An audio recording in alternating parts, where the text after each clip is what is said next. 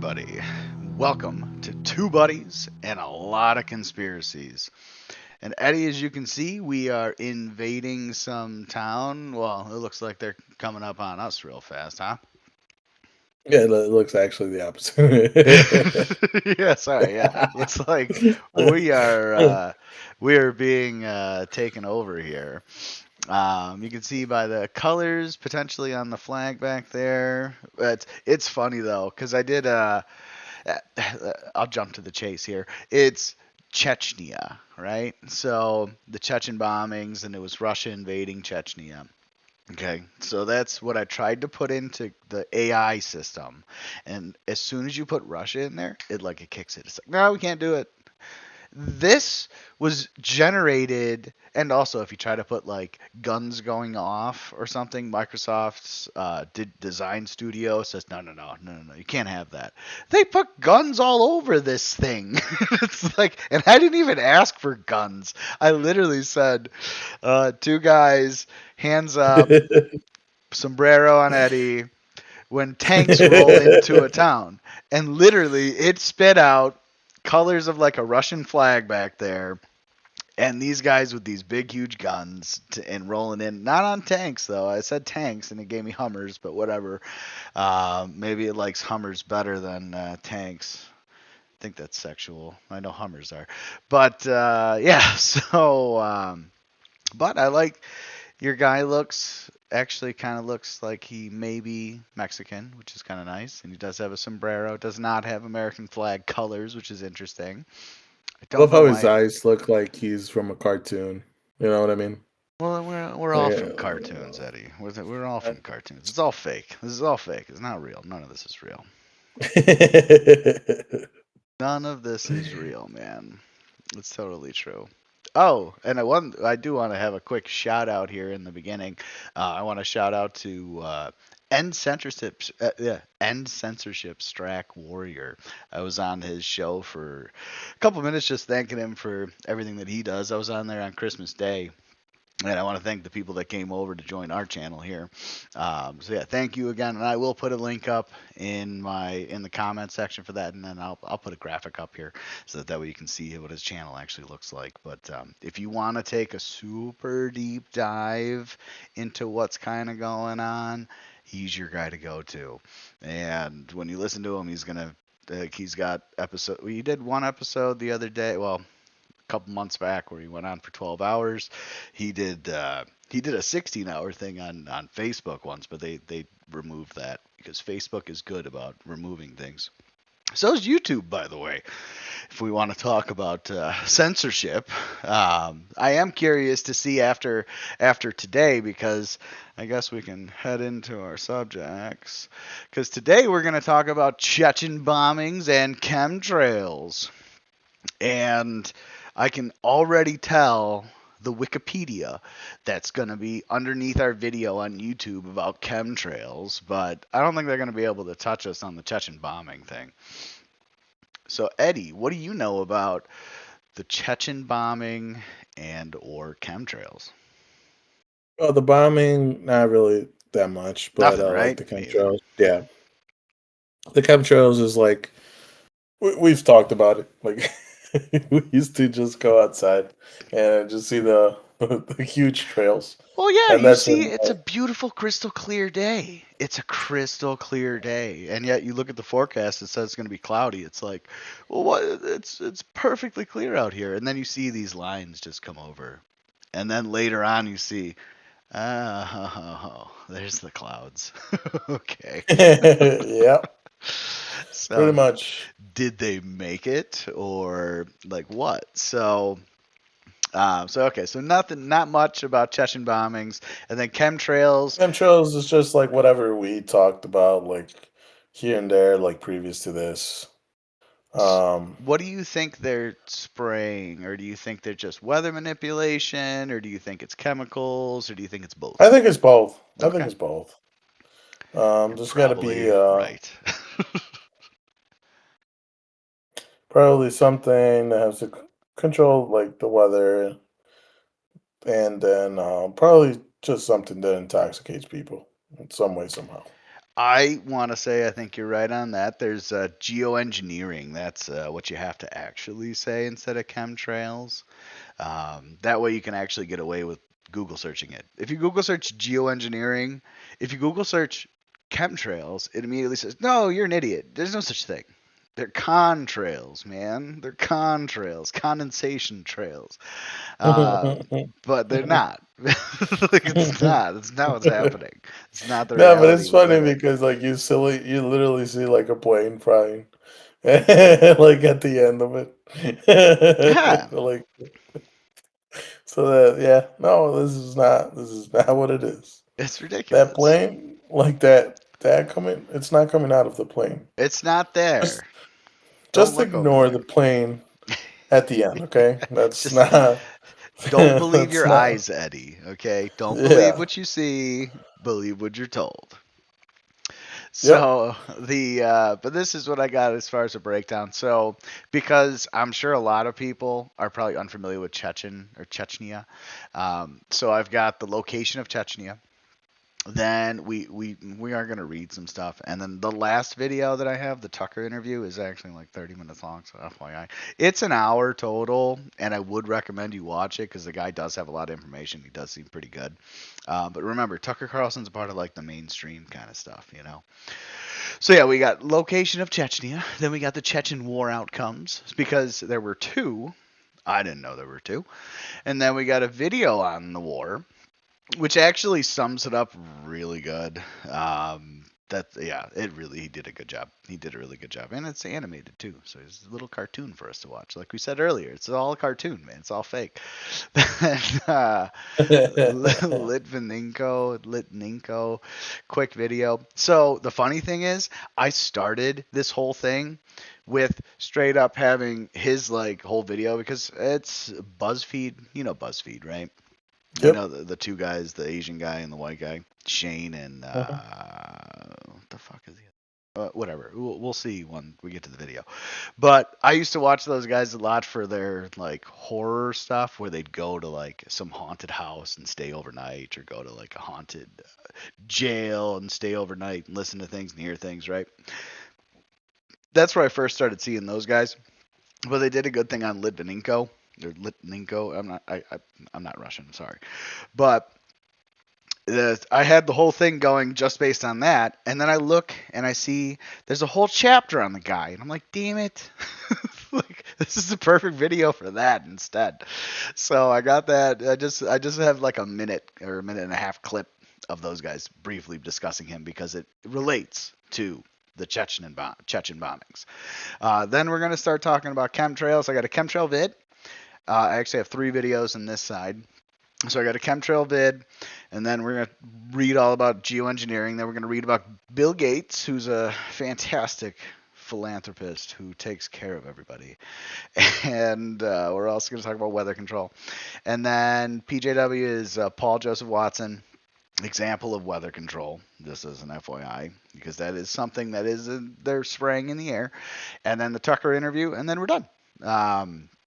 So yeah, what questions you got? What you wanna talk about before we roll into Chechnya?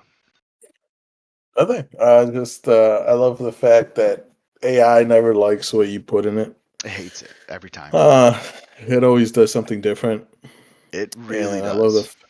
I love the fact that you tried putting guns and like they refuse, but Yeah, you don't put guns and they just load it up. it's fucking loaded So with it's guns and big guns too. Like not even small. These are ones no, that no, are no. gonna Like fuck the these are town like up. the ones from like Final Balls, like Rambo type of Right. gun. Exactly. These are fucking up buildings. These are these weapons. These are not normal. I'm just gonna go This fight is soldiers. this is like the weapon that Rambo uses in the final scene. Just like manhandling. Dude, that's such a great fucking movie. I haven't seen that in a Oh while. I yeah. gotta watch First Blood. I gotta watch that soon. And like it's same as the gun with Predator with Arnold. Like all this, these are the Oh guns yeah. that all these '80s action Dude, this is heroes were an using. 80s perfect montage of weapons right here. That's what it Yeah. is. Like they're all right here. Like the bigger the gun, better. Absolutely. Oh, But yeah, no, nothing so far. Just yeah, like I said, it's just I don't know much about the bombing. See what you got in store for us, and let's go from there. yeah. Well, Oh, hopefully. also, Ah, we do want to apologize. Well, probably on my part, like why it took us so long to finally do something. You know, it was Eddie's Christmas, fault. Oh yeah. holidays. Happy New Year, everybody. Yeah, Except for New happy Year. holiday. Well, here's something. And since you brought it up, New Year's, I think, is really April 1st. I've heard it before. And here's something to ask you. Corporations. A lot of the corporations out there, if not all the corporations out there, I haven't looked at all of them obviously, but a lot of the corporations out there end their year in March, right? Hmm. Why? Good question. Right? And then why do they That's call the end of April their 1st fiscal year. That's what they say. That's the end of their fiscal year. And then when you think about it, April 1st is what? April Fool's Day. Why? Why is it fucking April Fool's Day? Why, Because we're right? all fools. Because we're all We're all fools fools. because this is the actual first day of the year. Uh-huh. I mean, if you start to really think about the things that they've been teaching us all these years, and you really start to think, sit down and meditate on it and actually why, why would this be the case? And you can't think of a reason, right? And a lot of the times you can't. And so that's because they're fucking lying to you. Or if you look at pagan holidays, that's the other thing too. Oh yeah, happy Saturnalia to everybody, and happy fake pagan holidays. Yeah, it's good stuff. Good stuff, man. But yeah, happy fake New Year to everybody. Happy fake New Year. Oh, should I read? You know what? Let me read the first. Oh, you know what? First things first. Where do you think Chechnya is? Russia? I kind of gave it away because I told you it was Yeah, Russia earlier, right? But where in Russia? Because Russia's really big. that's what she said. Oh, hold on. It I could be. got the perfect. I got the Are you gonna perfect thing boing, for you. boing, boing? That's what she said. Okay, there you go. Perfect. Awesome. I'm I glad you. forgot to put that I'm on glad you added there. that. That works. um, but I don't know. Is it more like in the center of it, or no? It's so Chechnya. You see it outlined here, right? That's the outline of it, and you see Oh the wow, sea so over here. big. Looks big, right? Looks really Yeah. big. And then Chechnya, quick facts Chechnya, officially the Chechen Republic, is a de facto semi independent autonomous republic of Russia. It is situated in the Okay. North Caucasus of eastern blah blah blah. I didn't read more. Let me show you on a bigger map. Boom. Look how much smaller it looks now. But it's Oh very wow. very close to Ukraine. All right, so this is Oh actually wow. where you see boom on the way to Yeah. Turkey and everything there. So it's a very, very, and honestly, It always amazes me how much territory Russia has. Like it's fucking insane. shit. Look at America. Honestly, when you sit down and think about it, Texas is fucking huge. Oh no, yeah. It's Yeah. Oh. huge. But yeah, this is where when you actually look at things on a map, well, the supposed map, because I still think the world's flat, but the supposed map that they give us, when you look at all these things, it's like, oh my goodness, this is or it's a tiny place, or it's huge. But yeah, so Russia invaded Chechnya, right? And now, yeah, so this is where it is. So now I'm going to actually read the first paragraph. And he actually did a good job. Sorry, excuse me, I had to sneeze there. So the Chechen bombings, he did a good job in this one. I'm gonna actually probably read an interview that's in here that I couldn't really find online. So, but he's got it in the book, so I'm gonna go based on that as a reference. Um, but yeah, so the bombing started on 4 September 1999 when an explosion destroyed a block of military flats in the southern Russian city of Bunkiski. I don't know, killing 62 people. Two civilian apartment blocks in Moscow were blown up on 9 and 13 September that same year, when 212 with 212 fatalities. Then on 16 September, 17 people died in a truck bomb blast in Volgodonsk. I think that's right. The Sounds Russian, about right. Yeah. yeah, right. I think I'll try not to read it in Russian, but yes. The Russian Secret Service, the Federalnaya Sluzhba, FSB. It's the FSB. Okay. She's kebab. That's Yeah. it. That's it. So the FSB quickly identified one of the perpetrators as Akimez Gochayev, I think so, a foot soldier for the Chechen warlord Shamil Basayev. Since 1994, the Chechens, led by Basayev, had been fighting fanatically for independence from Russia. Case closed. The bombings were committed by Chechen militants as part of their terrorist campaign for a free Chechnya.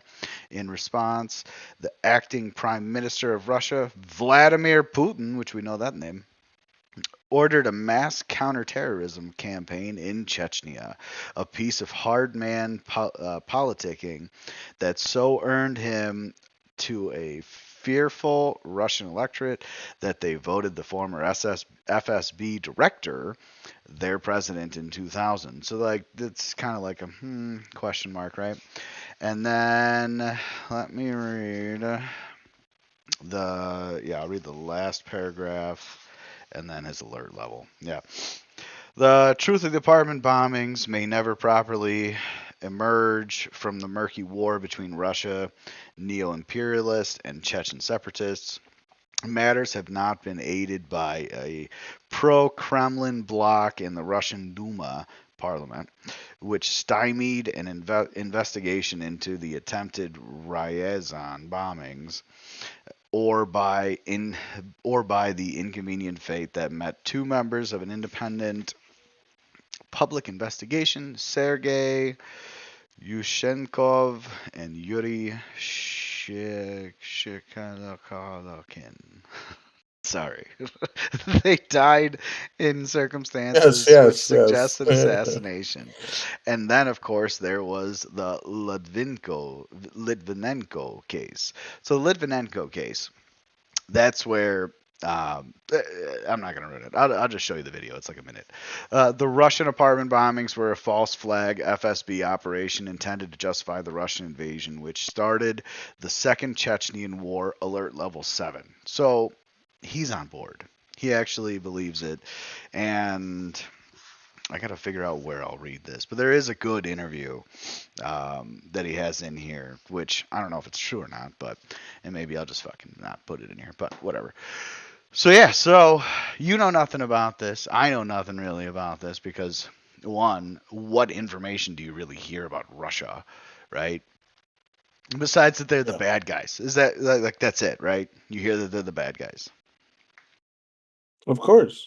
And the That's Cold the only way. War, America versus Russia, and ever since then they attacked Russia, attacked the poor little country Ukraine, and the whole thing is weird. The whole thing is weird. I don't trust any of it. I still think all these people all work together. But yeah, so you know nothing, no nothing. Let's go into the next thing. Yeah, Yeah. good. All right, so I'm gonna blow my nose. I'm gonna let you read the first side here on the left. This is the first Chechen War. All right, the first Chechen War. It went from 1994 to 1996, ended in a Russian military defeat and Chechnya's de facto independence, with Russian forces withdrawing after Chechen.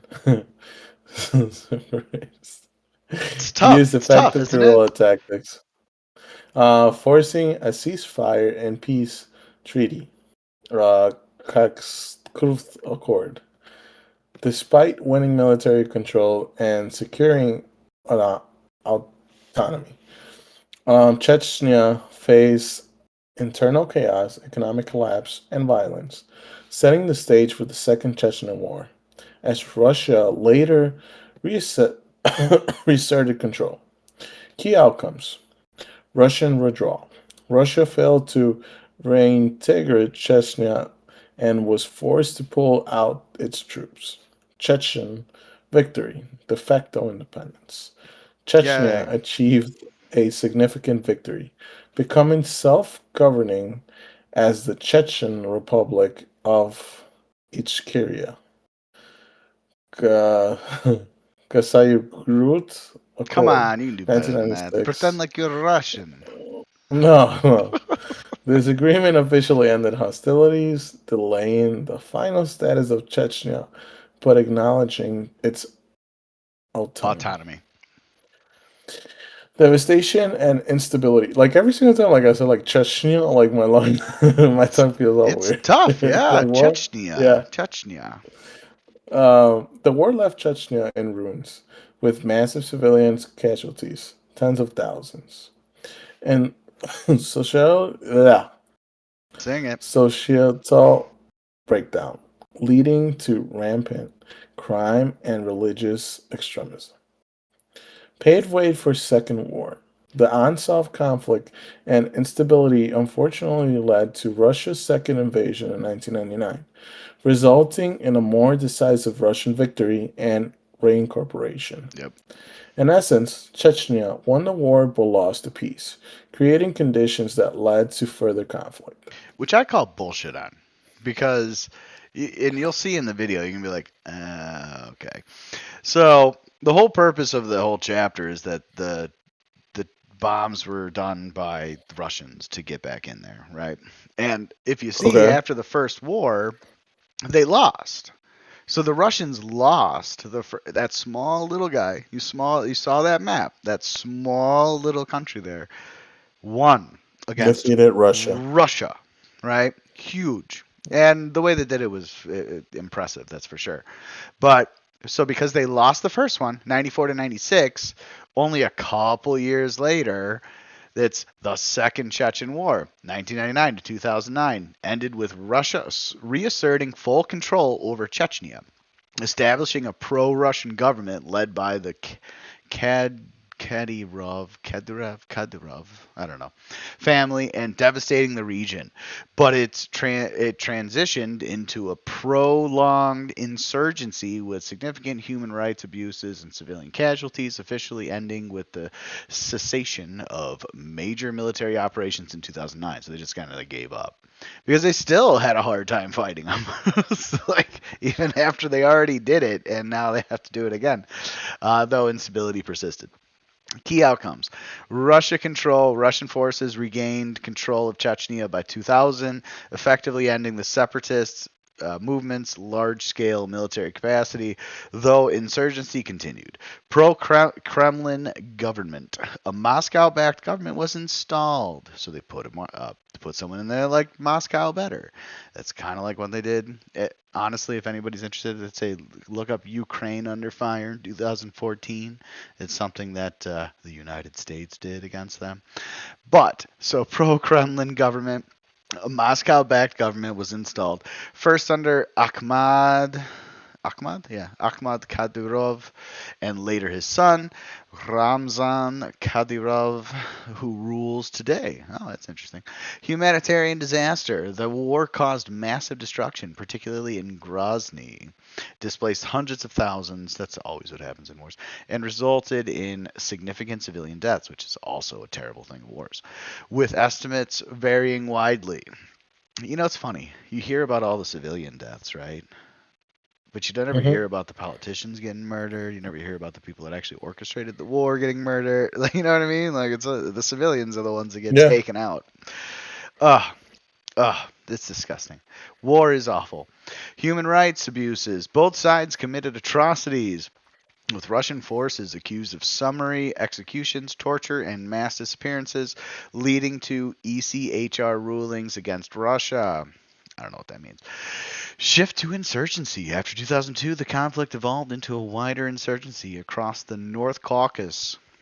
It's interesting, the Caucasus is Caucasian. Marked Mountain or by Caucasus? right, marked by militant attacks and counterinsurgency operations. Official end: Russia declared the counterterrorism operation officially over in April 2009, though sporadic violence continued. In essence, Russia won militarily and reintegrated Chechnya, but at a tremendous human cost, creating a deeply scarred region with a fragile authoritarian peace.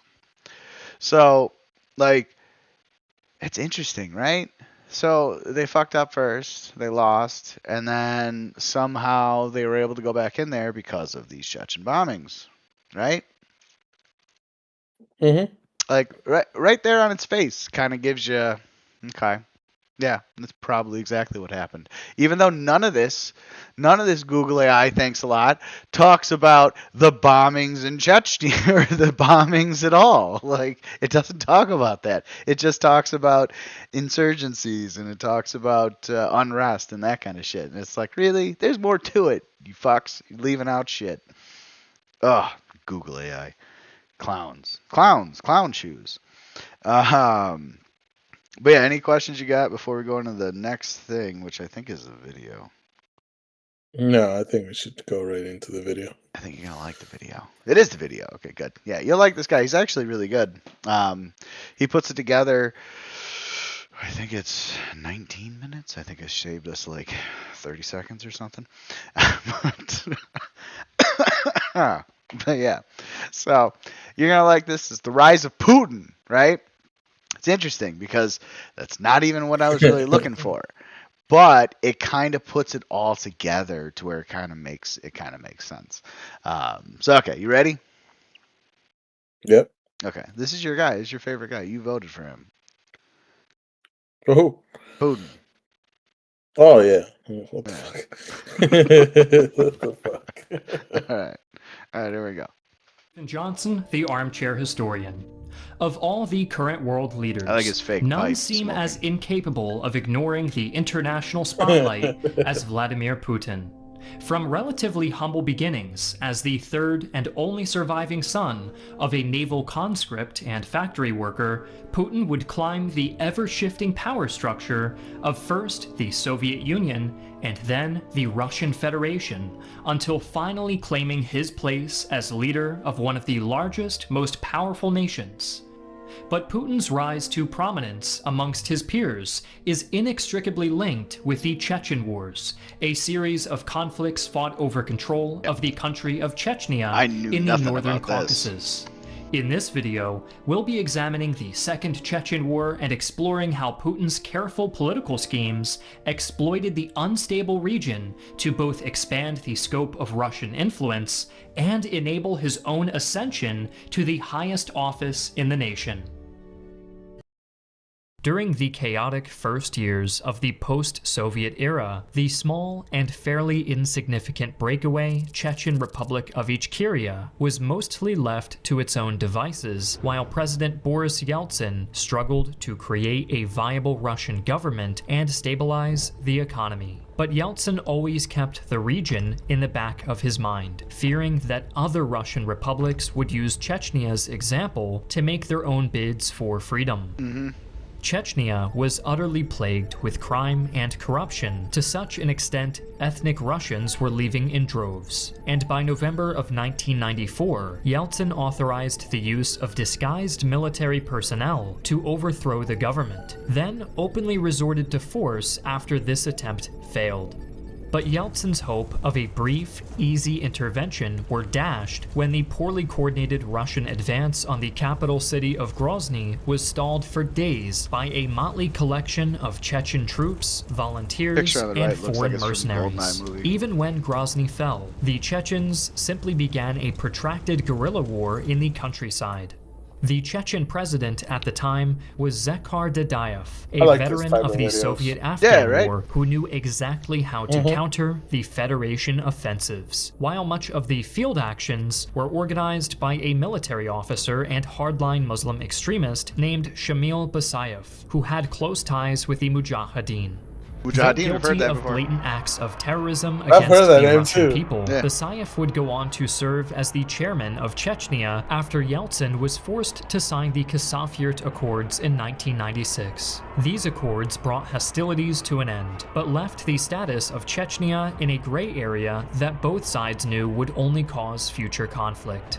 1996 was also an election year in Russia, and thanks to the bungled war effort, the increasingly unpopular and unhealthy Boris Yeltsin urgently needed support against his political rivals. Enter Vladimir Putin, an unassuming former KGB agent brought on to assist Yeltsin's campaign. Director of the FSB. For the next 7 months, the powerful Moscow oligarchs savaged each other in the political arena, while Putin discreetly toiled in the background. In 1997, a successfully re-elected Yeltsin promoted him to chief of the main control directorate of the Presidential Property Management Department and deputy chief of the presidential staff. This gave Putin wide-reaching authority to investigate government corruption, which he prosecuted with a selective diligence that always conveniently benefited the Yeltsin administration. The connections he forged via these investigations would earn him many friends and equally as many enemies, and were instrumental in his appointment to the directorship of the Federal Security Service in 1998 and the office of Prime Minister in August 1999 after Yeltsin fired his previous prime minister and entire political cabinet for the 4th time. But while Putin was busy amassing power with Yeltsin's presidency, Shamil Basayev was plotting to destroy it. On August 7th, Basayev and fellow Muslim extremist Ibn el-Khattab led a 1,400-strong Islamist insurgency into the neighboring Republic of Dagestan, intending to establish a new Chechen Dagestan Islamic Republic. Putin used the conflict to divert attention away from his increasingly noisy whistleblowers and vocal critics within the Russian government. Having already begun emerging from Yeltsin's shadow, Putin now asked the president for absolute power to coordinate the Russian response to Dagestan. Yeltsin and the rest of the Russian Duma agreed, and Putin threw himself into proving that the Russian Federation still had its teeth. Within a month, the dream of an Islamic Republic had been trampled into the dust by the boots of nearly 20,000 Russian soldiers, backed up by artillery, airstrikes, and even a small number of shiny new T-90 main battle tanks. But just as war seemed to be wrapping up early in September, a series of explosions rocked apartment complexes across Moscow and Volgodonsk. Putin had intelligence assets in Chechnya, and these swiftly blamed Ibn el-Khattab for the deaths of at least 293 innocent Russian civilians. The explosions also outraged the nation, and this spirit of righteous indignation was expertly channeled by Putin's rhetoric at the time, and his popularity skyrocketed when he began aggressively calling for retribution against Chechnya. The issue was that the president of Chechnya, Aslan Maskhadov, was absolutely desperate to avoid another war. In August, Russian planes had entered Chechen airspace and bombed retreating Mujahideen, but Maskhadov refused to retaliate. While Putin prepared to attack, Maskhadov was practically screaming his desire to negotiate from the nearest rooftop, going so far as to repeatedly try to telephone Yeltsin personally, only to be ignored at every turn. Of course, absolutely none of this mattered to Putin, and on the 30th of September, 90,000 Russian soldiers thundered across the border into northern Chechnya.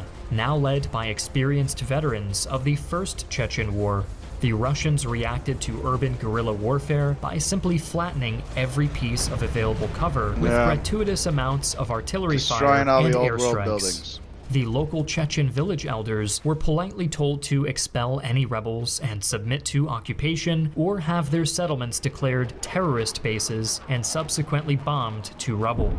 By early November, the Russians were advancing across the Terek River straight towards Grozny to surround it and blast the defenders into submission with overwhelming firepower. On the 12th, Gudermes, the second largest city in Chechnya, fell to the Russian advance, and just a few weeks later, the first troops reached the outskirts of Grozny and began the siege.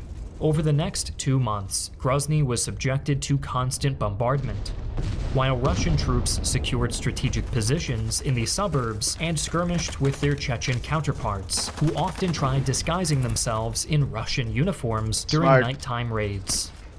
In early December, the nearby city of Argon fell after significant resistance that left several hundred Russians dead or wounded. With its capture, Grozny was surrounded, and the real attack could begin. The Russian plan of attack involved dividing Grozny into 15 sectors, reconnoitered one by one to identify enemy strongholds.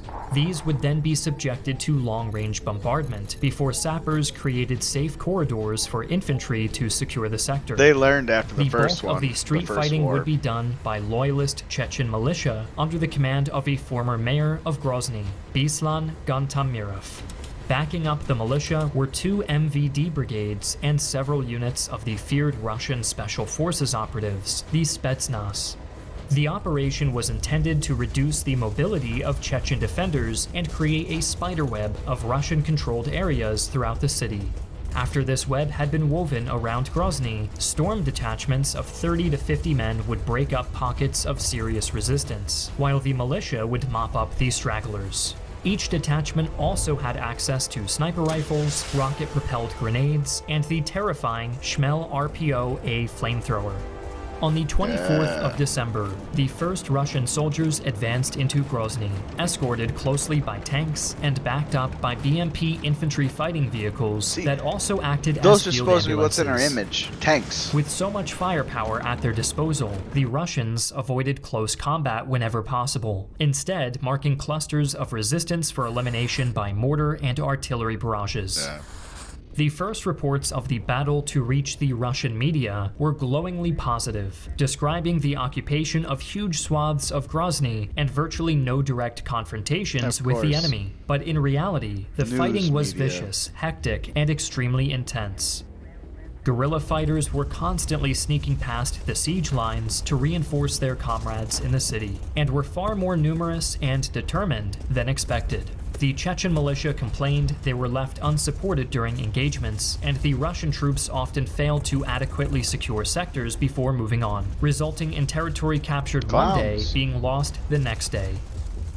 The worst fighting occurred in January of the new year, as both sides grappled for control over Minutka Square, surrounded by 5 to 9-story buildings that made ideal positioning for snipers. Long-range duels were interspersed by frantic close-quarters combat as Chechens used tunnels and hidden crawl spaces to infiltrate Russian lines. The tallest building in Grozny was also located near the square, and changed hands multiple times throughout the month. But while Chechen control over Grozny was slowly eroding, Putin's control over the Russian government had become absolute. After nearly a decade of struggling with severe alcoholism and heart disease, Yeltsin had decided not to stand for re-election in the year 2000. But Yeltsin was in a conundrum, as the office of president was the only thing protecting him from the vast horde of extremely rich enemies he had acquired. In late 1999, Yeltsin summoned Putin to his private residence and made a deal. In exchange for resigning and letting Putin become the acting president for the rest of his term, Putin would grant Yeltsin immunity from prosecution when he left the office. Yeltsin resigned on New Year's Eve, and that very evening, Putin traveled to Dagestan and made speeches affirming his commitment to the war effort, including the quote, "This is not just about restoring Russia's honor and dignity, it's about putting an end to the breakup of the Russian Federation." Their resolve strengthened by the knowledge that they were now led by a relatively young, healthy, and highly energetic leader instead of the aging, sickly, and horribly unpopular Yeltsin. Russian troops continued to push into the Chechen capital. By January, Grozny had earned the highly prestigious title of the most battle-damaged city since the Second World War, with vast sections having been utterly obliterated by weeks of Russian shelling. Early January saw the fiercest fighting yet, as the Chechen rebels mounted a last-ditch counteroffensive that saw guerrillas popping up behind enemy lines in Argun, Gundermes, and Shali. By this point, Russian paranoia was at an all-time high, and there are many allegations of Federation soldiers indiscriminately murdering civilians to root out disguised insurgents, or simply out of sheer frustration at the continued Chechen defiance. Just as it became clear Grozny was a lost cause, Shamil Basayev arrived to personally coordinate a breakout attempt through the vast Russian minefield encircling the city. On the 29th, Basayev and his officers led the way through the mines, marking the way for their beleaguered subordinates. Though many were wounded, the majority were able to escape, leaving the capital once again in the hands of the invaders. But this retreat infuriated Muskadev, who had hoped to negotiate with the Russian officials while Grozny still held. To make matters worse, many survivors of the battle crossed the border into neutral Georgia, which the Russians cheerfully used as an excuse to conduct airstrikes into Georgian territory. This sent a clear message to other nations in the Caucasus, demonstrating that Putin would not tolerate even passive cooperation with Chechnya, dashing Muskadev's hopes of forming a coalition in the region. Even the Americans cynically exploited the situation for their own benefit, making a great show of offering aid to the innocent Georgians, while paying lip service at best to Chechnya. Alone, isolated, and forced to rely on wanted terrorists for the defense of his country, Muskadev was in an untenable situation. His every attempt at peace talks were sabotaged by Muslim radicals, and the legitimacy of his government had been forever tainted by his association with men like Basayev and El-Khattab.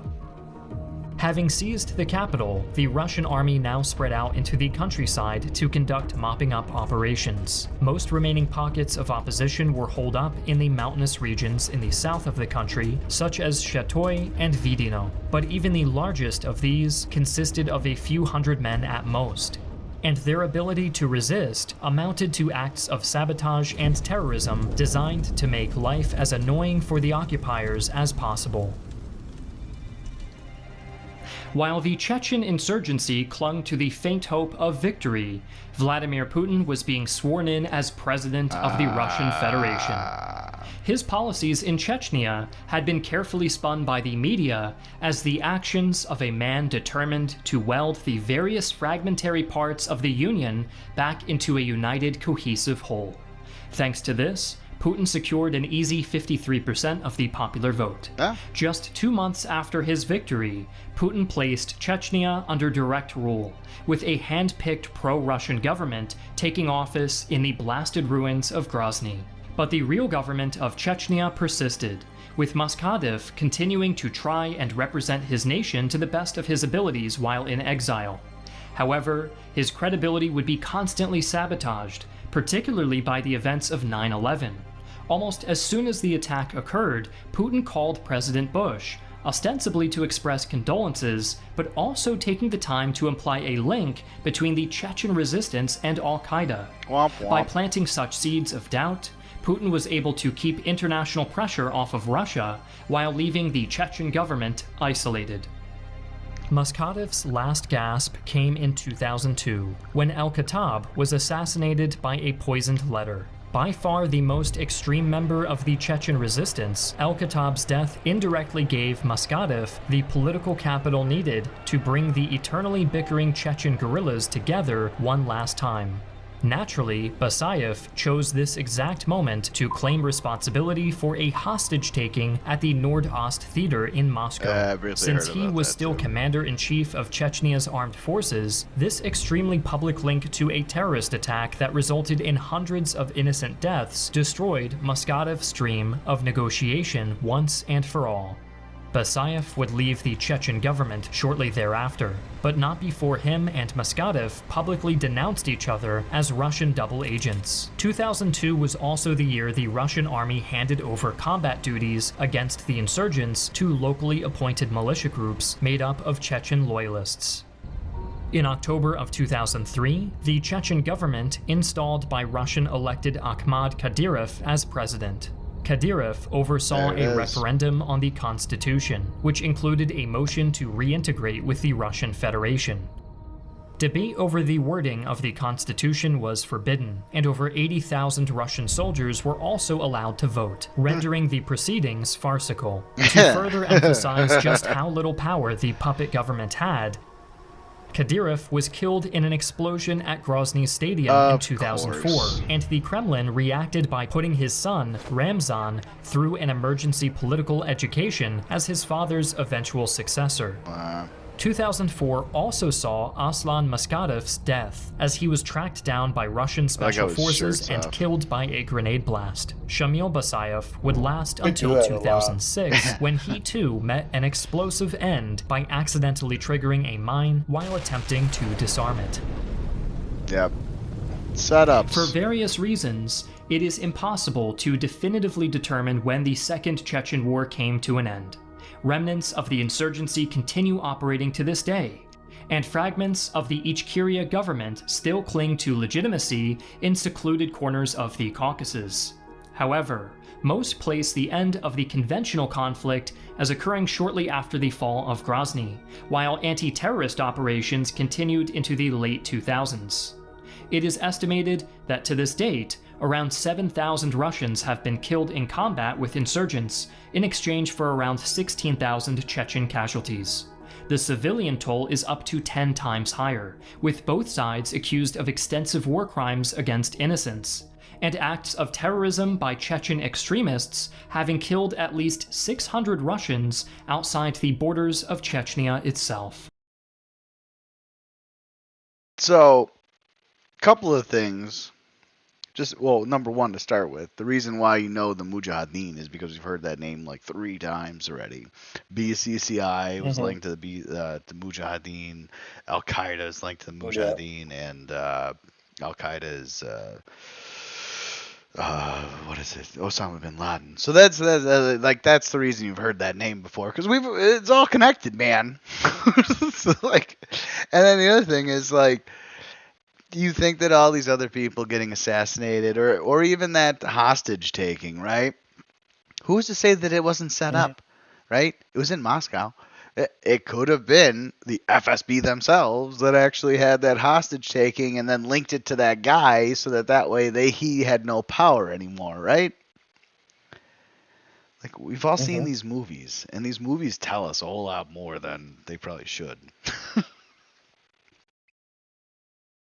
And then, funny enough, they're bringing up the what's it called? Dagestan. Yeah. A lot of I was actually about to ask you about what do you know about Dagestan or Dagestan. I just know it's all these UFC fighters, the world champions and everything. They all come from there. Really? That's yeah. Okay. Khabib and all of them, they're from there, and they have this crazy training camps of that. That's interesting. I'm actually glad. I'm not gonna lie. I'm glad that you mentioned mixed martial arts. The MMA guys. I'm glad you mentioned Dagestan though, because that's a perfect segue into this interview that's in the book. So let me read the paragraph before and then the interview. All right. I am going to do my best to not read it in Russian. Evidence that the bombings were a false flag operation undertaken by the FSB to provide a casus belli, I don't know what that means, for a Russian incursion into Chechnya mounted. In December 1999, Lieutenant Alexei Galkin, a Russian spy captured by the Chechens in the siege of Grozny, testified to Western journalists that the Russian Secret Service had planted at least some of the Chechen bombs. The transcript of his interview included. So this is the transcript, which I'll see. Like I said, I'll see if I can find it. I wasn't able to find it when I was searching before. Journalist, interpreter. Can you introduce yourself, please? Assistant head of the Galkin, assistant head of sector, senior lieutenant Alexei Viktorovich Gulkin.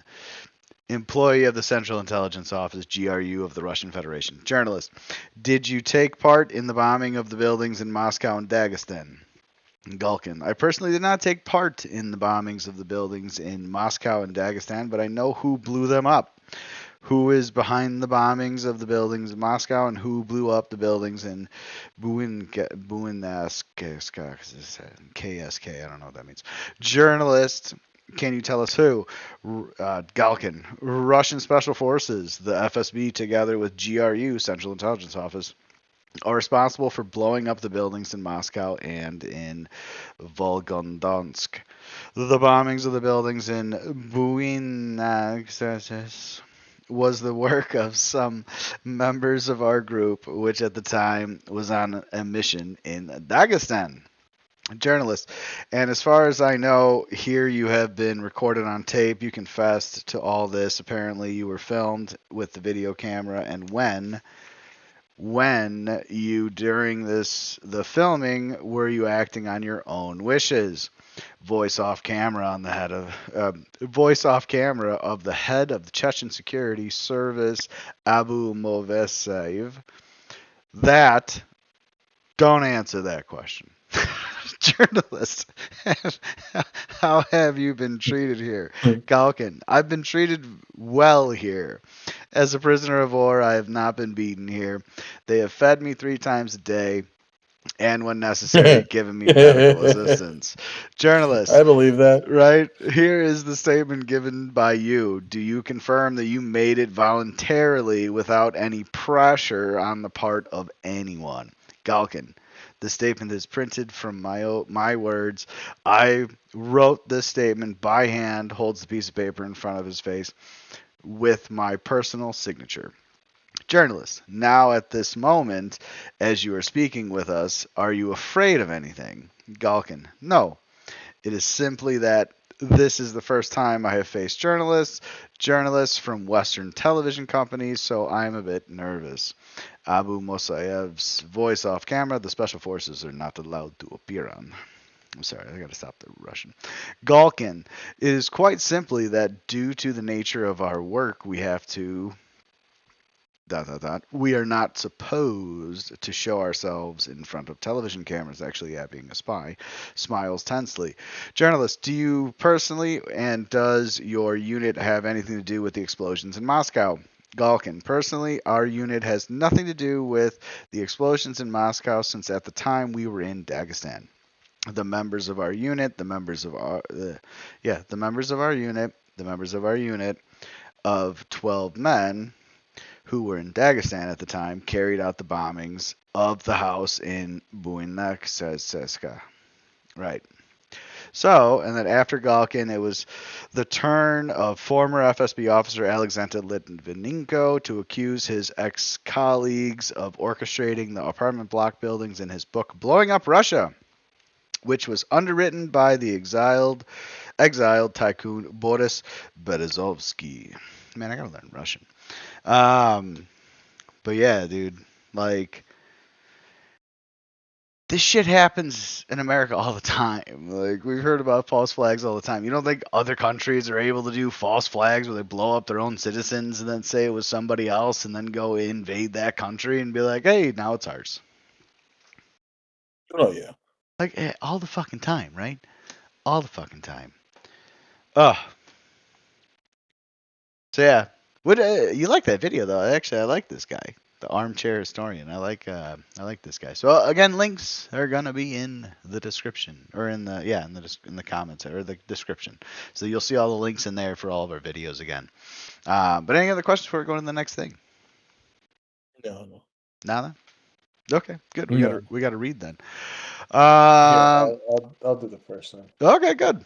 Eddie's feeling his oats today. He's ready to go. Were the hotel bombings in Russia in 1999 a false flag?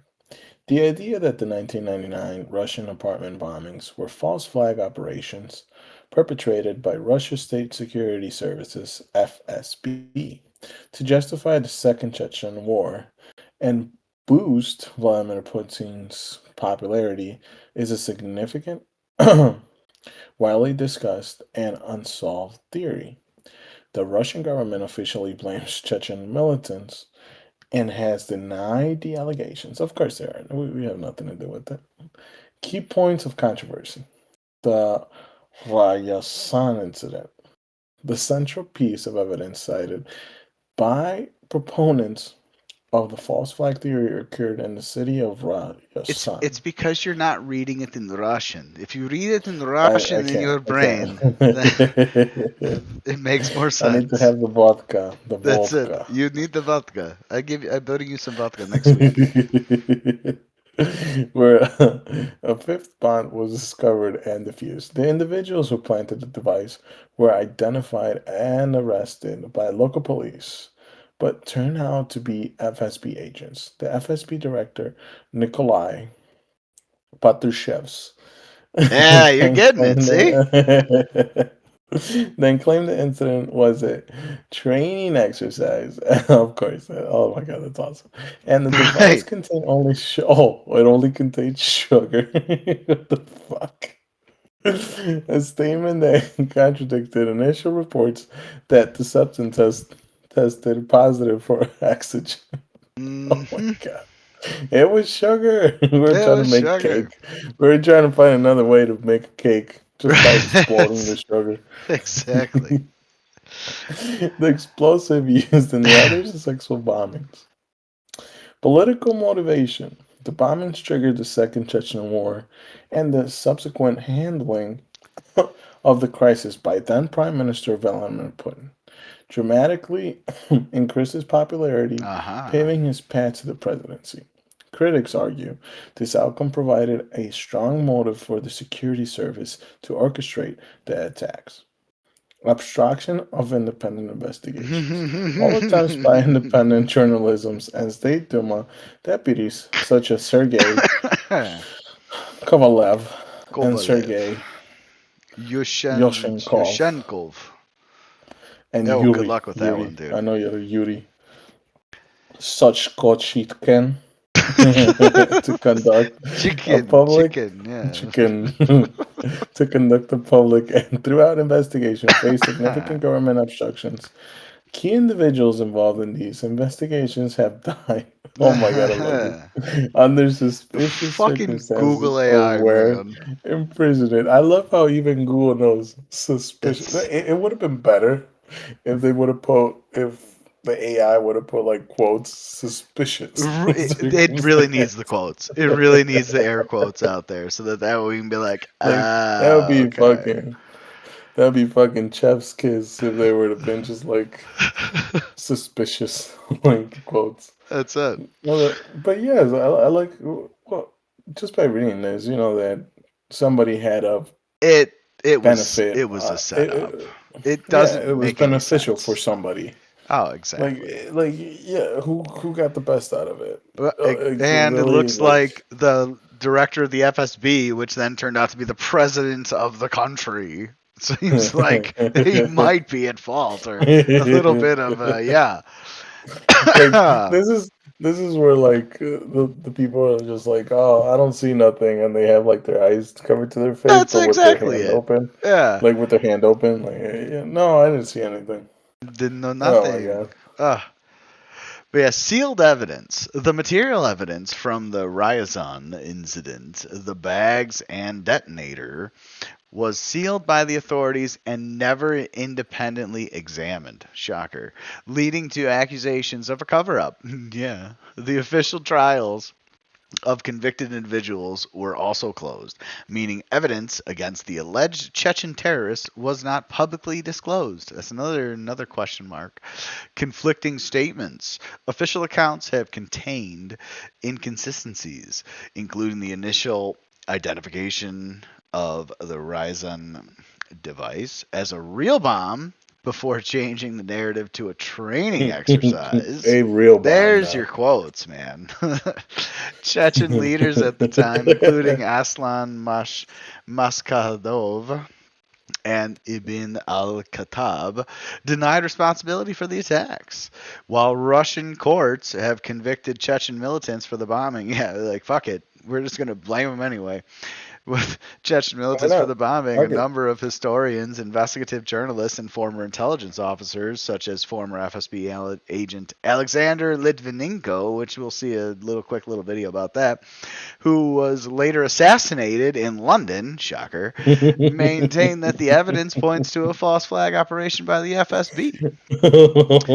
Right? Dude, like, come on. Like, how much bigger of a setup can all this so be? ridiculous. And I mean, the joke is somebody starts investigating it. Oh, he died. He's fucked. He's fucked. Well, he did say it's a alert level 7, so he's kind of on board. Ultimately, he's on edge. He's on edge. He's there. He's there. Ultimately, the lack of transparent and independent investigation and the government's secrecy means there is no universally accepted conclusive proof beyond a reasonable doubt for either side. However, the arguments and circumstantial evidence suggesting a false flag operation are considered credible by a number of experts and observers outside the Russian government. So that's the other thing too. Like, we ain't gonna.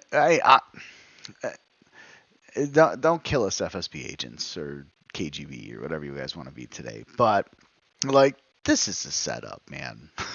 Like, this is a setup. Like, it happened. And you know the shitty thing about all these things, the shittiest thing about all these false flags when they actually kill people, is that like normal people died. These are people that were sitting at home watching fucking, what was it? It was 1999, so probably, like we were talking earlier today about. You missed the perfect way to plug the show. You just should have just said they're just Pawn listening Stars? to two buddies and no. Oh yeah, they were just sitting watching their two buddies and a lot of conspiracies on YouTube / Rumble, and then boom, they fucking got blown up in their house. I was thinking what was going on in 1999, and so they were watching. I don't know. I don't think Pawn Stars was on in '99, right? They were watching the X Files. Okay, they were sitting around watching the X Files. There you go. In Russian. I'm pretty sure that was going on in Russian. And boom, they got blown up on the episode that was talking about false flags. But yeah, no, honestly, to tell you the truth, no, I am almost certain that this was a setup to get rid of the old president and put in our new guy. And since it would be less easy to believe, I'll say, if Putin wasn't like the director of the FSB. Yeah. You know what I mean? Like, if he wasn't in charge of the group that set all this shit up. Yeah, that'll be different. Yeah. Right. Like, I'd feel a little less. I'd be like, maybe not. But like, his group was the one that did it, and he was in charge. So. But I guess that's the same. I guess we can say the same thing about the CIA. But I don't trust the CIA either.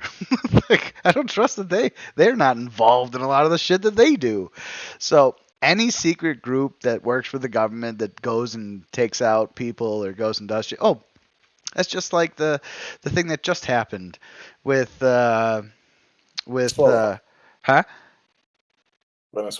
Yeah. Like, are you kidding me? The thing that gets me though is like, have you seen all of his pictures? Have you seen all of his pictures with his like thumbs up and like he's having a good time? And then he changed like 4 fucking outfits from when he got arrested or when he got picked up to when he's actually like in court. Since when do you know that they bring change of clothes for these people?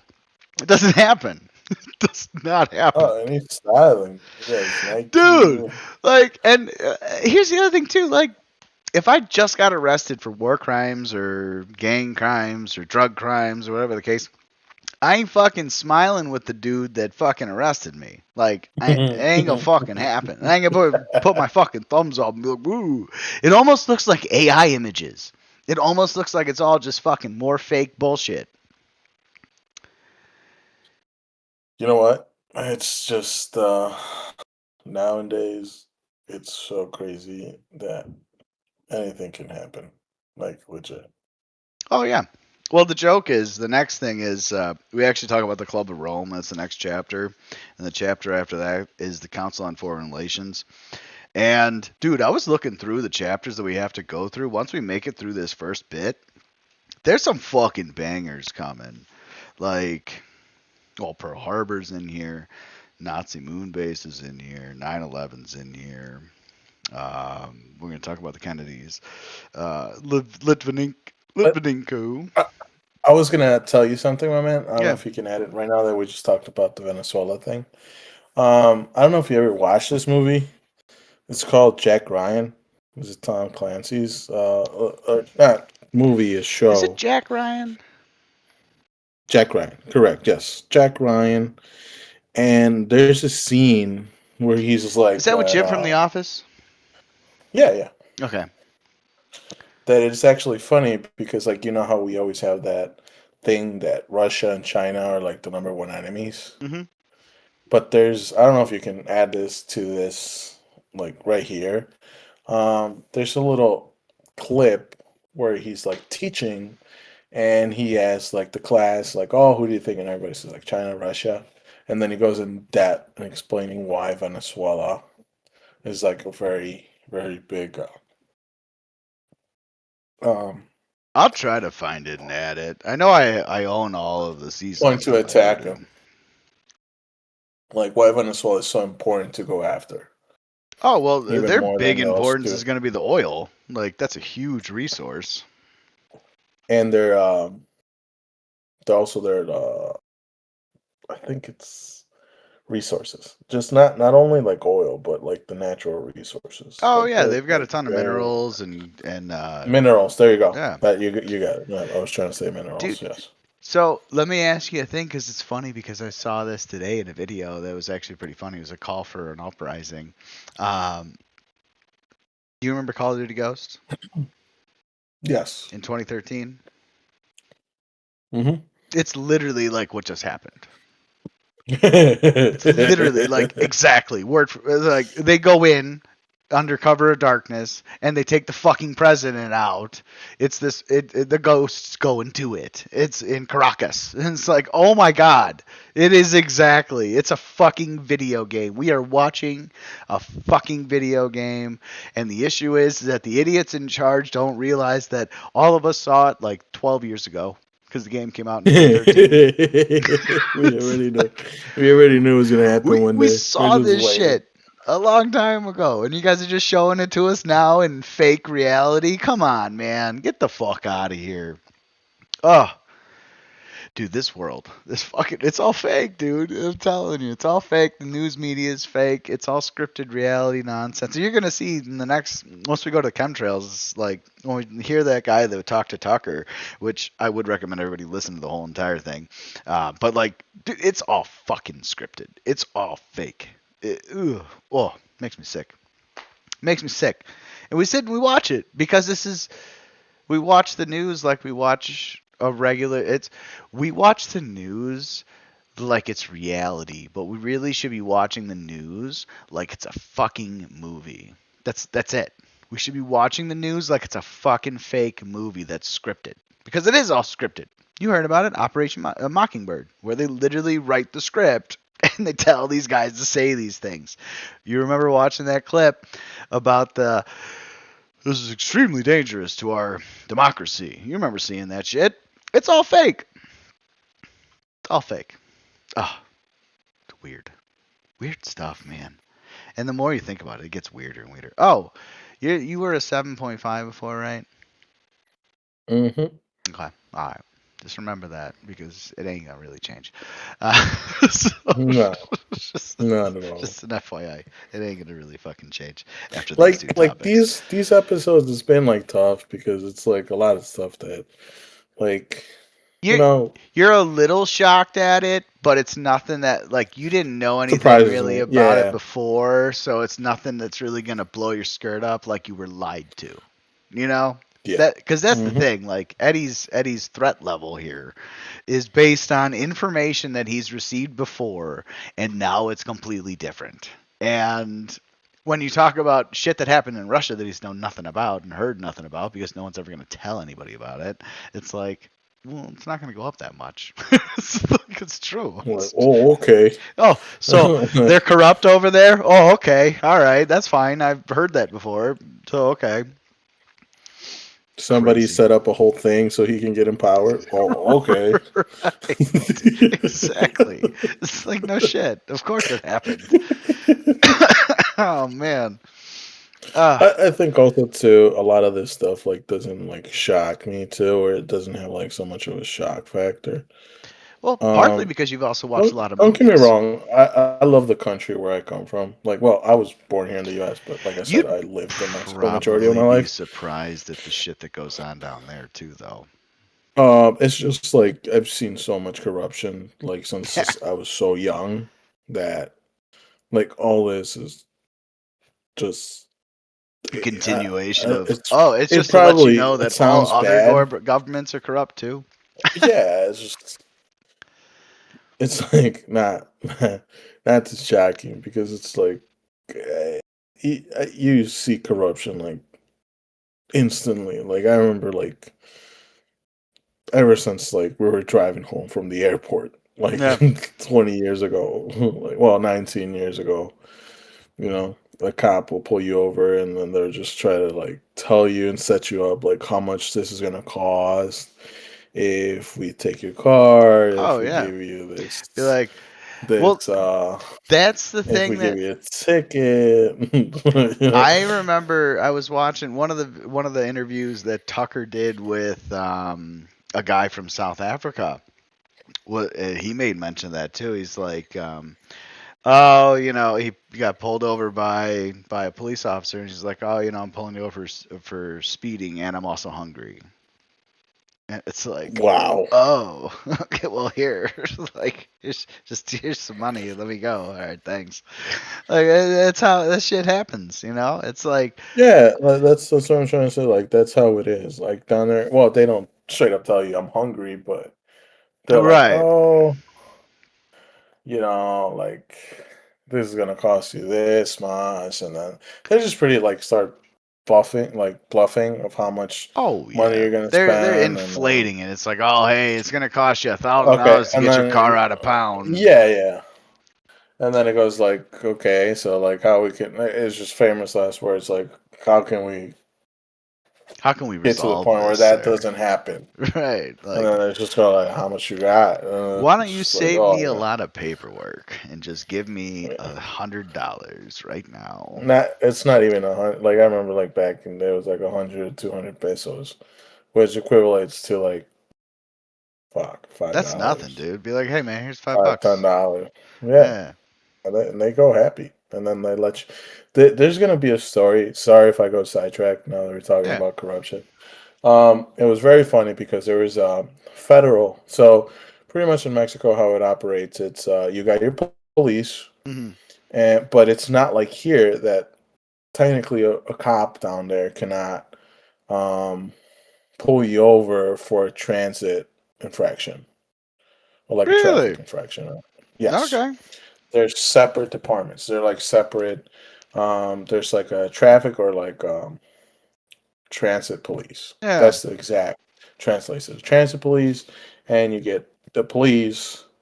So, and then when you go like on federal roads, like let's say like on the highway or so ever, then you have the federals, like Hmm. federal police.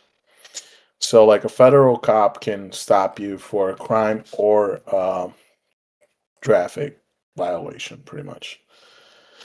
One time they had like also this is very common in Mexico. They have like little checkpoints where they stop people, Yeah, of course. and it's just pretty much. Long story short, they do that to get money. That's It's a majority of the time. shakedown. Yeah, it's just a Hmm. shakedown thing. Minus the Because shaking you from your ankles.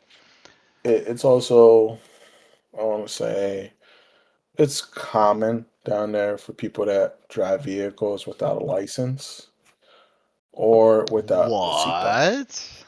What? Yeah. I'm kidding. I'm kidding. Go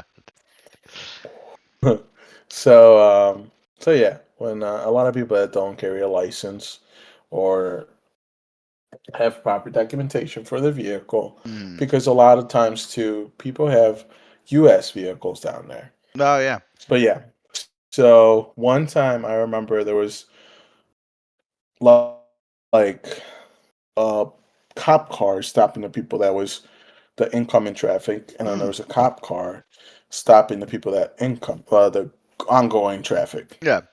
So there was one cop and there was a cop behind him. So the cop in front was telling my dad to stop, and then the one behind him was telling him to go. Yeah. So like to come. So my dad like kept on like braking and going forward and braking and going forward. And then I could just finally see the one that his was saying to tires stop. squealing while he's holding the brakes and pressing Yeah. the gas at the So then same the finally time. he's like, "Why you don't stop? Why are you doing it?" And then my dad is like, "Well, the other officer told me." And then when he pointed at the other officer, he just turned around and left. So, but Awesome. like we had like all of our documents and like he had a license. Our vehicles was obviously registered in Mexico. We had Yeah. everything in order pretty much. So he tried to, you know, get money. But my dad was like, "No, give me the infraction."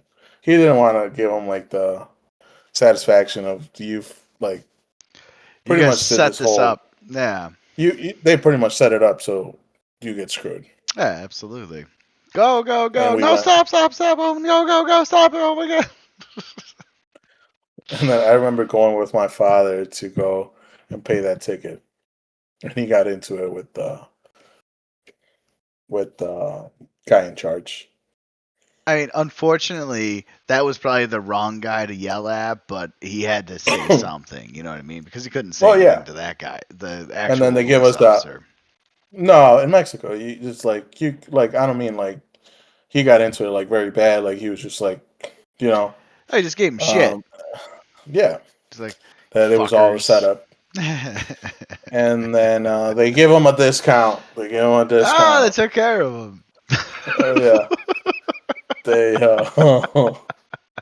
Unfucking because believable. he had a complaint about an officer, so This guy, they didn't waive the ticket, of but course they gave not, him a discount. because they can't waive it entirely because it's full corruption. You know what I mean? Oh yeah, So yeah, of course. they have to still have it be a mark against you on your record, so that way they can say that they're still doing legitimate business, even though they're not. Unreal, man. Unfucking real. Third world countries, huh? Yeah. Yeah, but don't get me wrong, Mexico's it's a beautiful country. And that's the Like, shame. Dude, that's the shame of it- it all. Is that there are so many beautiful countries that are in like just like this. Like I'm sure Chechnya is fucking gorgeous. It's probably a beautiful and that's place. the thing. Like a lot of the people down there, like they're It's good very people. nice Yeah. and very welcoming and like stuff like that. So it's just a shame that a lot of good people have to go through stuff like that. That's what 100%. the point I want to come across. Like that, like I said, like you said, probably just now, there's a bunch of nice people, and it's probably sad that they had to go through stuff like this. 100%. And it's our governments that make it to such a degree to where you can't afford things.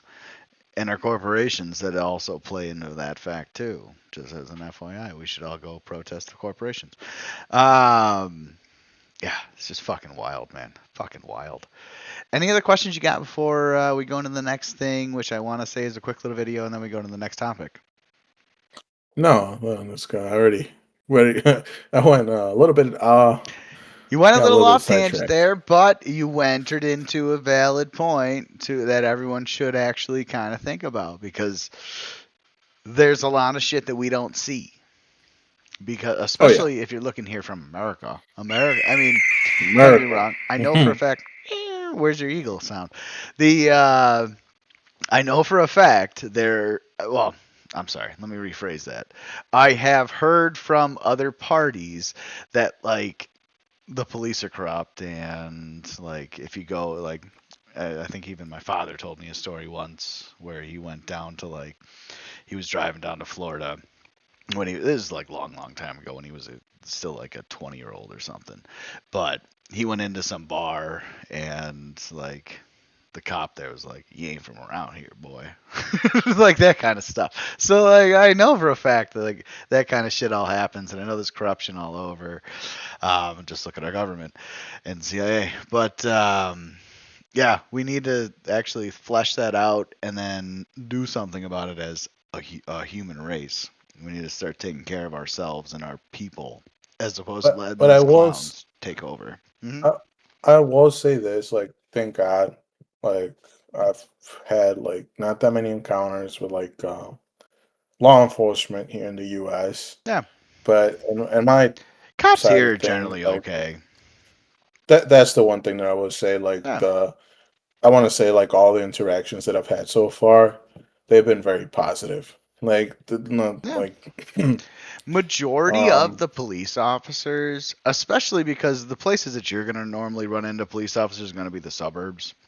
So you'll hear from certain people about like city cops that they're all gang and it's all bad and all this, but honestly I've never experienced that. I've only experienced like suburb cops, and majority of them are willing to give you a break. Like yeah, of course. providing you're nice and providing you're not a dickhead. You know, if you go, "Fuck you, why'd you fuck pull me over?" It's like, okay, well, now you're gonna get a Yeah. ticket. Well, yeah. Like, Also, that's the other thing. Like, I guess we've talked about this before. That like, I think just treating people goes yeah, places. You treat him know. like a human So being. like, And realize like this person probably has an authority complex kind of thing too. That's why they might have become a police officer from the beginning.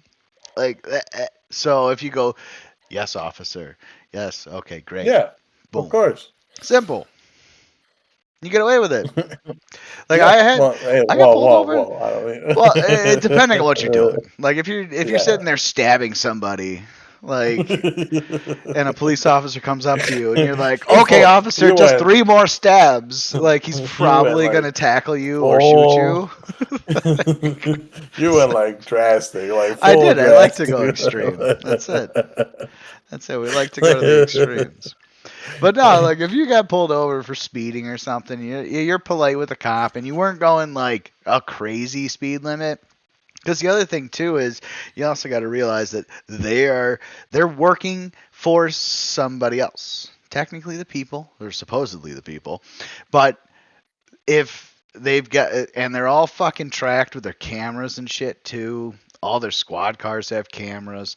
So if they were chasing you down the road and you didn't stop when you saw their lights on and the sirens on, now they have to report in that you're evading capture, right? And so now that they've reported that, if you just get away with it, they'd be like, "Well, what the fuck happened? Like why'd you let him Yeah. go?" "We sent 3 other troopers after you just to catch this guy. What happened?" He's like, "Well, he was nice." It's like, no, it's not gonna work. Like, he was a nice guy, so I just let him go. It's like, no, no, no, no, no. Now this guy gets in trouble because he let you go because you were a nice guy, even though you're going 80 on like a 40 or something. You know what I mean?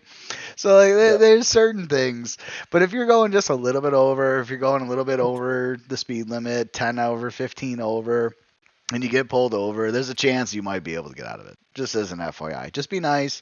Say, "I'm sorry, I didn't realize my speed," or "My wife's pregnant in the back." As long as there's an actual pregnant wife in the back, you might be able to get away with it. I've actually heard some crazy stories where literally there's a guy going 80 on a 40 because he's got a pregnant wife in the back and he's going to a hospital, gets pulled over. The cop comes up to the window, sees the lady in heat or in she's breathing heavy in the back. He's like, "Oh my god, my wife's pregnant." And he goes, "Okay, great, let's go to the hospital." And sure enough, he actually escorts you to the hospital because generally people are good people and they want to help somebody. So Yep. therein lies the thing. It's like they really don't want it, because also the other thing too is if they arrest you, they got to fill out all this fucking paperwork and do all this shit. Some of them might get off on the paperwork, but most of them don't. If they actually have to pull their gun out of their holster, they have to fill out a report. So they'd rather not do that too. So it's like some of the things are in our benefit. So let's try and just be nice, and hopefully the cops won't arrest us. Fingers crossed. Fingers crossed. But yeah. So after that random tangent, you anything else? Anything else you got? Oh, no. Okay. Go ahead. All right, we're gonna be out here for 8 hours, Eddie. All right, let's go into the next. Whoa. So this should be it for Chechen bombings. This is just a quick little video that I was mentioning about Litvinenko, which sorry, excuse me.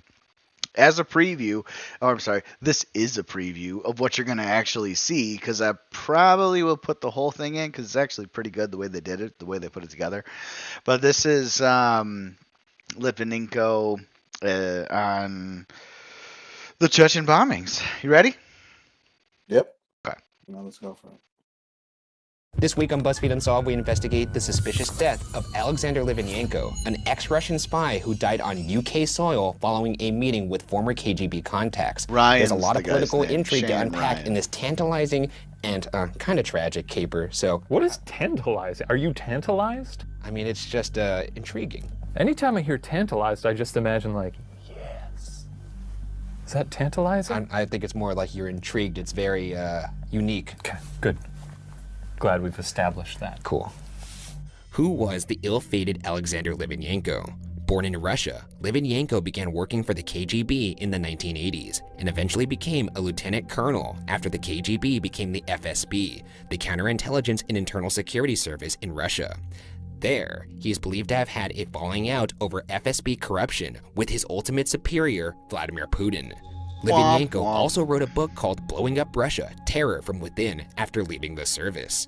In the book, he asserts that in 1999, FSB agents bombed apartment blocks in Moscow and other cities. These bombings were previously said to have been carried out by Chechen separatists, but in the book, Litvinenko suggested that these bombings were used as a justification for the Russian invasion of Chechnya for the second time. So he's burning all his bridges. Yeah.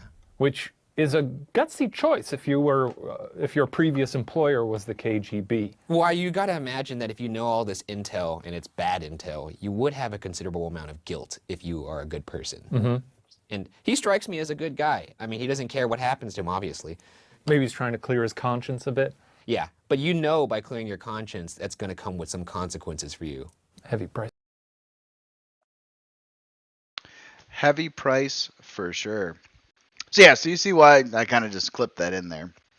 Just because it talks about him going through the ranks and then leaving the FSB and going to UK, MI6, and then sure enough he dies.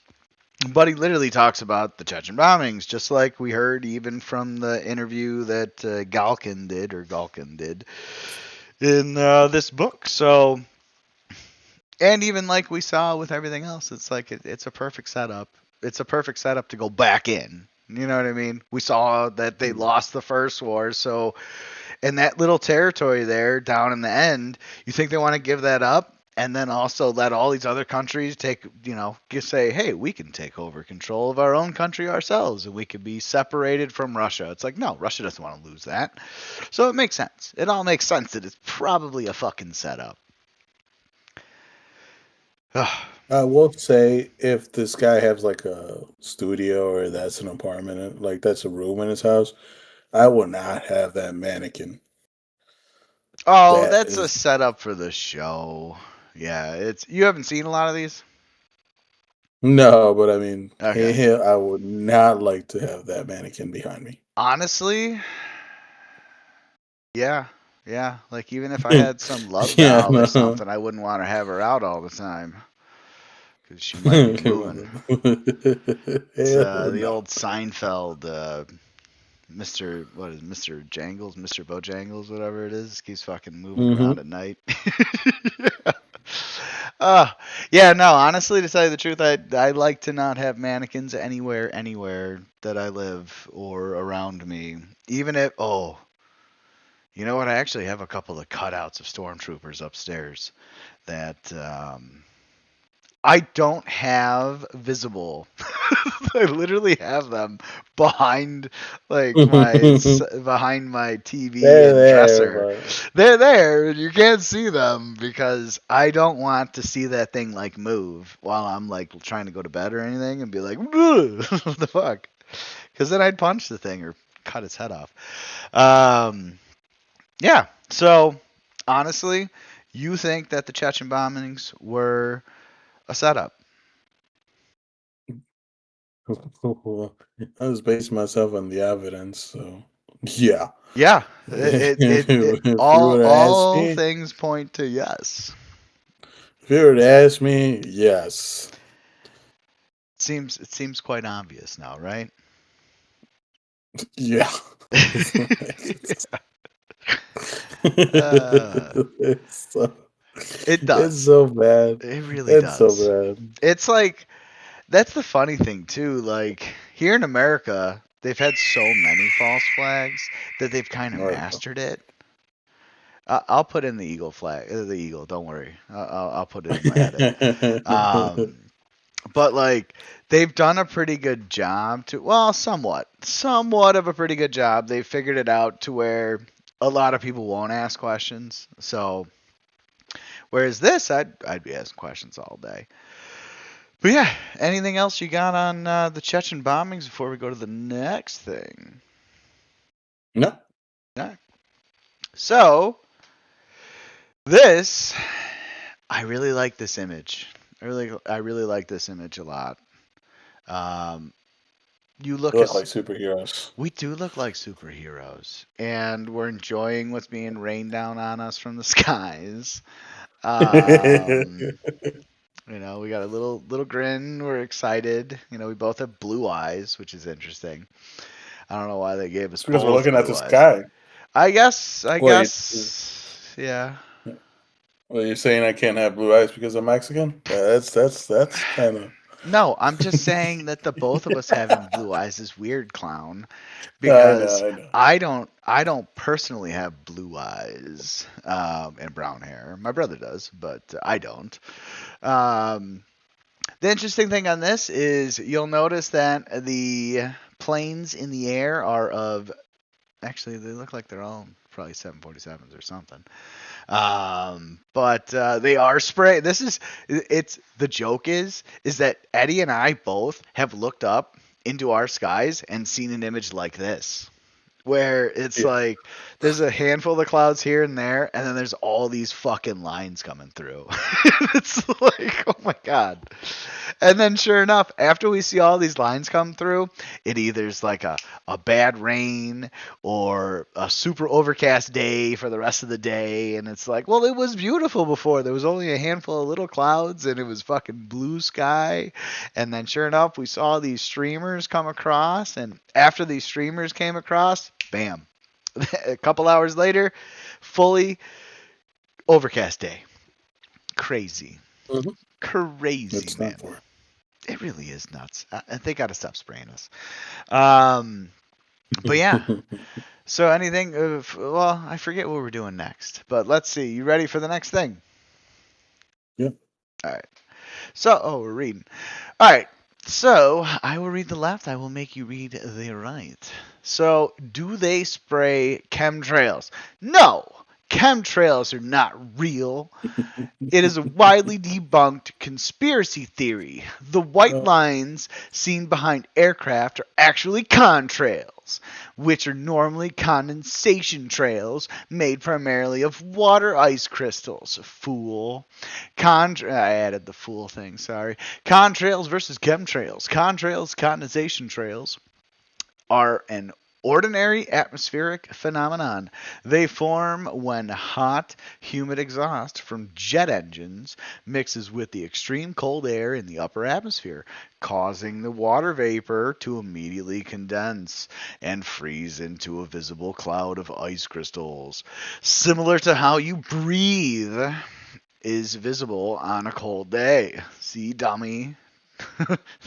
Their appearance and persistence depend on atmospheric conditions like humidity and wind speed.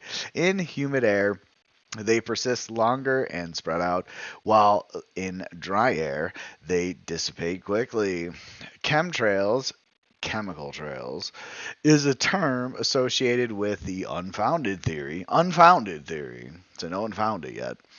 Unfounded theory that aircraft are purposefully spraying the public with toxic chemicals for nefarious purposes such as weather control, population. So, hang on. I forgot about that. Weather control. Remember that. Population control. Nah. Or mind control. It might be all of those. Scientific consensus. There is no credible scientific evidence to support the existence of a secret large-scale atmospheric spraying program. A survey of leading atmospheric scientists and geochemists found that 98.7% of experts reported no evidence. That's it. The people that we asked, 98.7% of them said that there's no evidence of such a program. Well, let me stop right there. So, if you asked me, right? If you asked me, and I had all these people to talk to, right? And you asked me, said, hey, are you stealing money from us?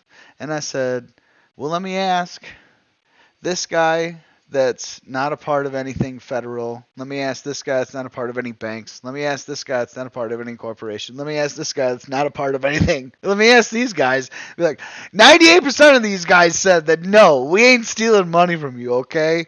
It's just like unbelievable. Of experts reported no evidence of such a program, confirming that these trails are simply ordinary contrails. Government agencies, including the U.S. Environmental Protection Agency, the EPA, the Federal Aviation Administration, the FAA, and NASA, don't ask those clowns, they're fake, have repeatedly stated that chemtrails are not a scientifically recognized phenomenon. Okay. All right. So then you go ahead and read the next thing and read it with the heading up top, of course, too. Just gonna jump right. Do they use aluminum for geoengineering? Yes, aluminum oxide, alumina, is a material being considered and studied as a potential aerosol for solar geoengineering proposals.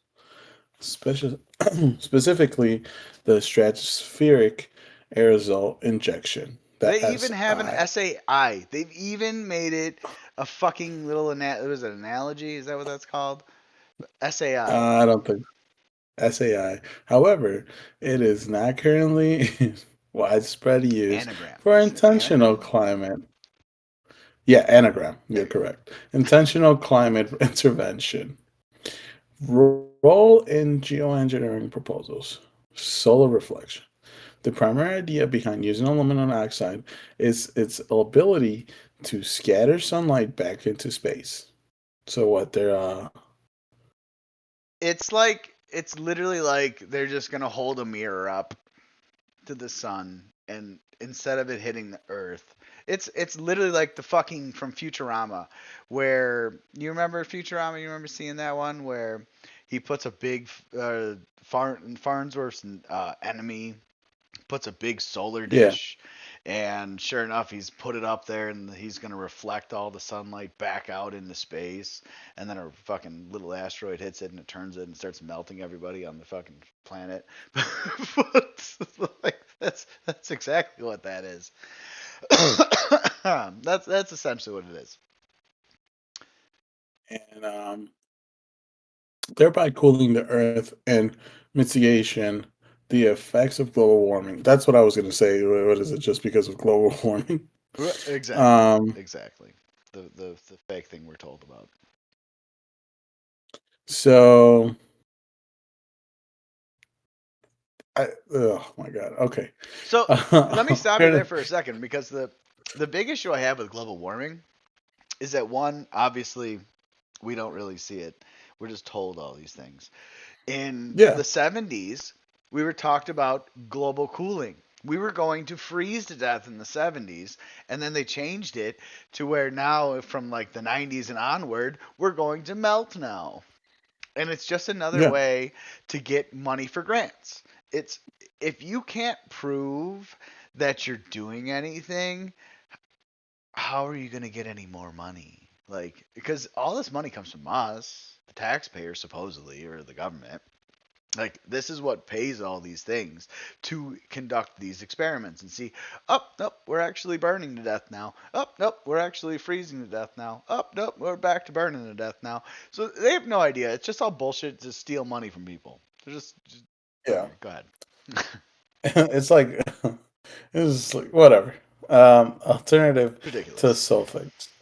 Alumina is being researched as an alternative to sulfur-based aerosols, which are the most frequently studied options, but have potential negative side effects like stratospheric warming and Stratospheric stratospheric warming and ozone ozone depletion. depletion, Which ozone depletion. I remember in the 90s hearing about the ozone layer having a hole, and anything in that hole was Yes, going to yes, I melt. remember You that remember too. that too? Okay. So they stopped Yes, talking yes. about that, didn't they? Oh yeah, a long, long, long time ago. From fucking once we hit Uh, 2000, they stopped talking about that. Now they're talking about this other like shit. it's like it never happened. I remember they did it like it was everywhere in school, and they had Everywhere. like the Because you need to National have Earth Day. hairspray. Here's the funny thing. They talked about all this primarily being from assholes using hairspray, right? Your hairspray can is the reason why we're losing the ozone, okay? Why didn't they stop selling hairspray? Yeah, and Right? also like I was gonna say, I remember like they had like the whole Earth Day Of thing that course, we it had to was pushed recycle. huge. Oh my god! And then what else? They, and then in our school, for example, they started putting like the three different type of bins, like organic, inorganic, and recycling. Oh It yeah. was just, I remember it was such a big thing. Okay, engineering nanoparticles. Sorry, Nano. proposals include using specially engineered self-levitating nanoparticles made of materials Self-levitating like kind of aluminum. is a question mark for Yeah, me. I don't know. We're I breathing don't this shit for I don't sure. remember aluminum Uh, oxide. I don't remember aluminum being light enough to self-levitate, but maybe it does. I mean, or titanium, I'm just which is even saying we are heavier, but breathing this okay. for sure. This is going into our We are lungs. You are breathing this for totally sure. right. It's going on all of We're our breathing this for organic sure. vegetables. And nanoparticles made of materials like aluminum oxide or titanium That's what I dioxide, mean. Yeah, titanium's heavy. How's it self fucking which levitating? which might remain suspended in the Right, atmosphere might. longer than sulfate. Where's the Sulfate parentheses there? particles We need the are air not quotes produced. on might. I love how it says this, and it has to specify it and not produce acid rain. Right. Don't worry about what we're doing, guys. It's gonna rain and you're not gonna burn. Just don't wear clothes Research. outside. We'll be okay. It'll burn your clothes, Yeah, you not your need to. skin. Like, Your skin will be all right. Don't wear your clothes today. You're gonna. it'll just get a little red, but it's okay. That's We it. got You'll heal, you. Uh, whereas your clothes won't. no. Research and development. Research involves lab experiments and computer modeling to assess the potential impacts, risk, such as ozone loss, and human health effects. My Oh my favorite thing God. about that is that it's a fucking model that's in a goddamn computer. That's the same thing they Yeah, did to us 5 years ago, where it was a goddamn model in a goddamn computer. And what does that even it's like mean? It's an here. imaginary I'll thing. let me finish this and then I'll tell you something. Yeah. and effectiveness of using aluminum particles in the stratosphere. So it's like pretty much like I don't know if you ever seen those simulators. Like, oh, what if like there was like an actual like a zombie invasion or Yeah, something right. like Yeah. a zombie Zombie apocalypse. or like pandemia or something like that. Yeah, something like that. And then you just click a button, and then it shows you like in the globe like what's happening. That's the way I see that. Exactly. Like, Well, that's just like uh, we saw in that movie. What's kind of funny too, because we saw in that movie Contagion, where oh you, yeah. you remember that, right? Where it showed Mhm. this is the model of how it's going to spread, and then blah blah blah blah, blah, and it's the whole world is all fucking destroyed because of this one little. It's funny because they use.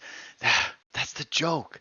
That's the joke of it all, man. It's right in your goddamn face. The narratives they're gonna use to put on the news. Because that's exactly what they did on the news to talk about 2020. It's like, come on, guys. Come on, stop it. These are movies. Guys, these are movies. But you know the reason that they use the movies, right? Yeah. That's you always tell it is for that karma thing. Well, part of it is the karmic resolution where they have to tell you what they're going to do before they do it to you so that way their gods don't destroy them, right? So that's part of it, but the other part of it is so that way when you, crazy Eddie, goes and runs in there and says, "This is what's happening," they go, "Eddie, stop coming in here every week. We need you to stop watching movies because this is what happened in Contagion, okay? And Matt Damon survived, so you're gonna survive, okay? This is what happens." It's literally just to say, hey, you can't use that Matt as an Damon argument. survived. He did. Oh my He god. did survive, right? I know, but it's like the way Matt Damon, he made it. You He can make made it it. too. You'll be okay. You're just like Matt Damon. Ugh. You know, it's a shame, too, because I like Matt Damon. But all these actors are fucked. All right. Yeah. So yeah, any questions you got about do they spray chemtrails and do they use aluminum for geoengineering before we move on to the next thing? No, I think we can go to the next. It's just fucking unreal, right? Oh, good. This is a good video. You're gonna like this. I've clipped 2 videos together. I'm almost positive that I'm gonna have to remove half of this video or all of this video or our whole video from YouTube after it is done. So just as an FYI. Uh, fucking YouTube. Are you ready? Yeah, I'm ready. Okay. Ooh, I love it. I love it. Testing. All chemicals are ready for deployment.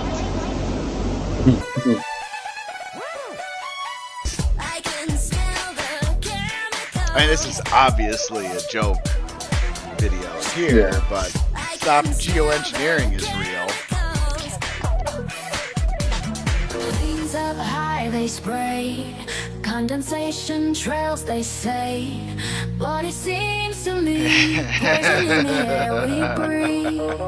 Flowing lines up Yeah, dude, fucking A. chemical whispers everywhere. Clouds of doubt we see. Tell me what it means to be. Right. Did you see that though? Notice the difference? Trails in the sky. It was right above him.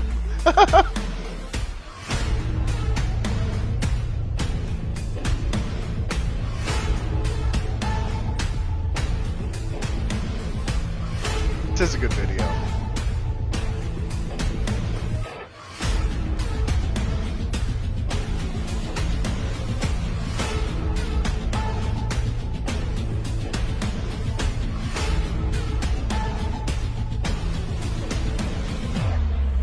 That I've never seen before.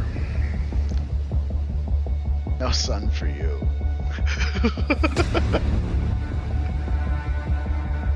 So, these are patterns you've never seen either, right? As far as you know.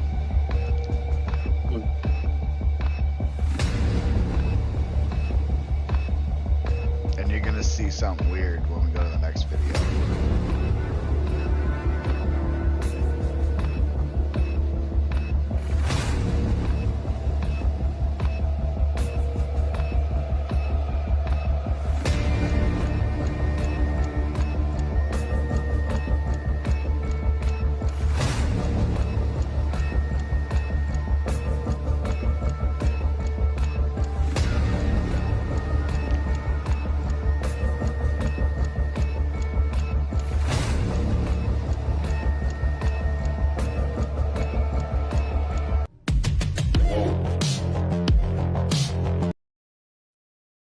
An insider from the Bill and Melinda Gates Foundation has broken their silence, revealing the details of a multi-year chemtrails operation designed to slowly but surely sterilize the public.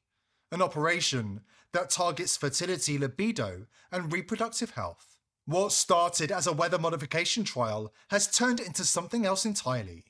A mass-scale sterilization drive. Now, as 2025 draws to a close, the Gates Foundation isn't apologizing, they're celebrating.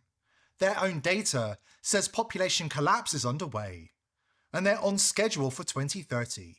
A world where having children is biologically harder, economically ruinous, and permitted only with state approval. When did you first notice? When did it click that they weren't telling you the truth about what's happening above us? That the skies you grew up under no longer exist? Right? We never noticed it before. If you live close to a dense population center in North America, your moment probably came overhead. You looked up and saw planes flying patterns that made no sense, crisscrossing, looping back, laying grids across the sky that didn't match any commercial route map or military exercise. Not point-to-point travel, not takeoffs or landings, deliberate paths, repeated day after day. And when you tried to reconcile what you were seeing with what you were being told, that it was normal, accidental, and just condensation, the explanation collapsed under its own weight. The global elites have you locked in their sights, striking from all sides with a chilling endgame. Depopulation. Ruthless, deliberate, and evil to its core. You are the target, meant to fade away before you can flourish, build a future, or leave a legacy in the form of a family. Gates Foundation insiders have blown the whistle. 2026 is being described internally as a turning point. The year approval is allegedly given to escalate aerosol programs with the stated aim of rendering up to 100 million men infertile. They claim women are being targeted differently through widespread reproductive damage, loss of fertility, and severe complications affecting the womb, while others face chronic reproductive disorders. The agenda is not subtle: to suppress birth rates at scale and drive entire populations towards biological sterility. Newsflash, this is not a conspiracy theory.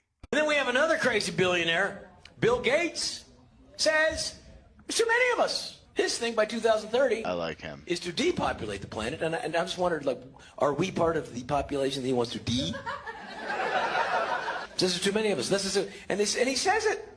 And people go, it's a conspiracy theory. This is a conspiracy theory. He said it. Right. Bill Gates, you go see on YouTube. He says one of the goals by 2030 is to lower the population of the planet. One of the earliest voices to challenge what was happening in the skies was Kristen Megan, a former US Air Force veteran who publicly revealed her insider knowledge of aerosol operations. We had her on this show, back when even mentioning chemtrails was enough to get you erased. Her testimony became a red pill moment for millions, setting the foundation for the mainstream red pilling that followed. And now, with fertility collapsing and questions no longer deniable, her latest warning takes on a much darker context. What I discovered around starting in 2007, I was working in bioenvironmental engineering in the Air Force. And like I had mentioned previously, I tried to debunk this. And in the attempt to debunk it, I realized, as somebody who was approving forms called Air Force Form 3952s, I had to reject these toxicants on formerly known as an MSDS, now an SDS, because they're the very same toxicants we were trying to engineer out of the workplace. So why would we be procuring more? So lots of soil sampling, air sampling. Once I got threatened, I knew I'd found something, and it's very much happening. In fact, when I finished my master's around 2015, it was in one of my environmental textbooks that they were doing it. So it's a shock to me that people still think it's not happening. Yes, yeah. I sold the book, but I wish I still had it. And we can all see it if you look up, and it just doesn't make sense, that it's coming from like a Delta flight flying overhead. Why is this being done? And again, it might not be EPA, could be DARPA, could be War Department, could be private companies, but why are they doing this? I think there's a multitude of reasonings. You control the weather, you can handicap many people. We did it flooding the Ho Chi Minh Trail. But when you have this huge climate change initiative, we needed to find ways to dim the sun and decrease the solar load. So this is fear-based. And I also think it's financially incentivized through betting on crops. And again, handicapping anyone in war. Yeah, so it kind of takes away the organic from anything organic you're buying, because this is then sprayed into the air, and then gravity brings it down. Eventually the rain brings it down, and it is all over all of us. What are these crops doing to people? Or, I'm sorry, these chemicals doing to people? Well, a lot of them are heavy alkaline metals and salts. And what they do, again, is that synergistic toxicity. You're breathing it in, you have the dermal absorption and an inhalation. And it does depend on relative humidity and different weather patterns. Like I live in Michigan, so we have all seasons in the same day. So Right. the dissipation rates are faster. When you ingest that, like it is eating Illinois. away at your gut health. And the thing is when they're using strontium and barium, those things bioaccumulate in the bones, and it also displaces potassium. And if anyone's ever had low potassium, you know that causes a massive issue with your nerves and your heart, and it can mimic a heart attack. So we're getting massively bombarded because, again, different routes of exposure. And depending on where you live, you can be more exposed already because you have background elements in your drinking water. Jeez, it's so scary. They've poisoned the air, water, and food with hidden threats. And now the Bill and Melinda Gates Foundation are celebrating what they just revealed was their holy grail all along: the collapse of fertility in the Western world. So they've poisoned the air, water, and food supply, Eddie. So what do you think about that? It's just like they just can't stop putting stuff in the air. It's fucking unbelievable, right? So you'll see once we get to the last guy on here, because there's one we're gonna have to read, I think, next, and then there's a video, and then we go into the video. I'm pretty sure that's how I got this set up. But like, honestly, so far, what did you think of those? What did you think of those flight patterns in that video? It was just like amazing. Why would How they you just see circle it. and circle and circle and circle and circle and circle and circle around like that, which we don't see? So I'm not gonna lie, we are next to, where we're nearby O'Hare and Midway Airport. So for Eddie and I living in Illinois, we don't see these super crazy patterns in the sky. We normally just see like straight line, straight line, straight line, straight line, like our picture showed. That's what we normally see. But like I watched, I didn't put the video in here because I wanted to kind of limit the amount of extra time.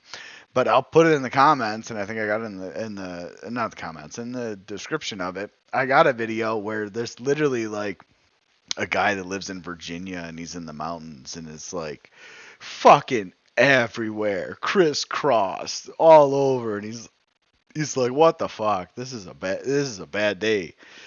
Don't go outside, kind of a thing. Like it's just unbelievable. But the contrails, Eddie, stop it.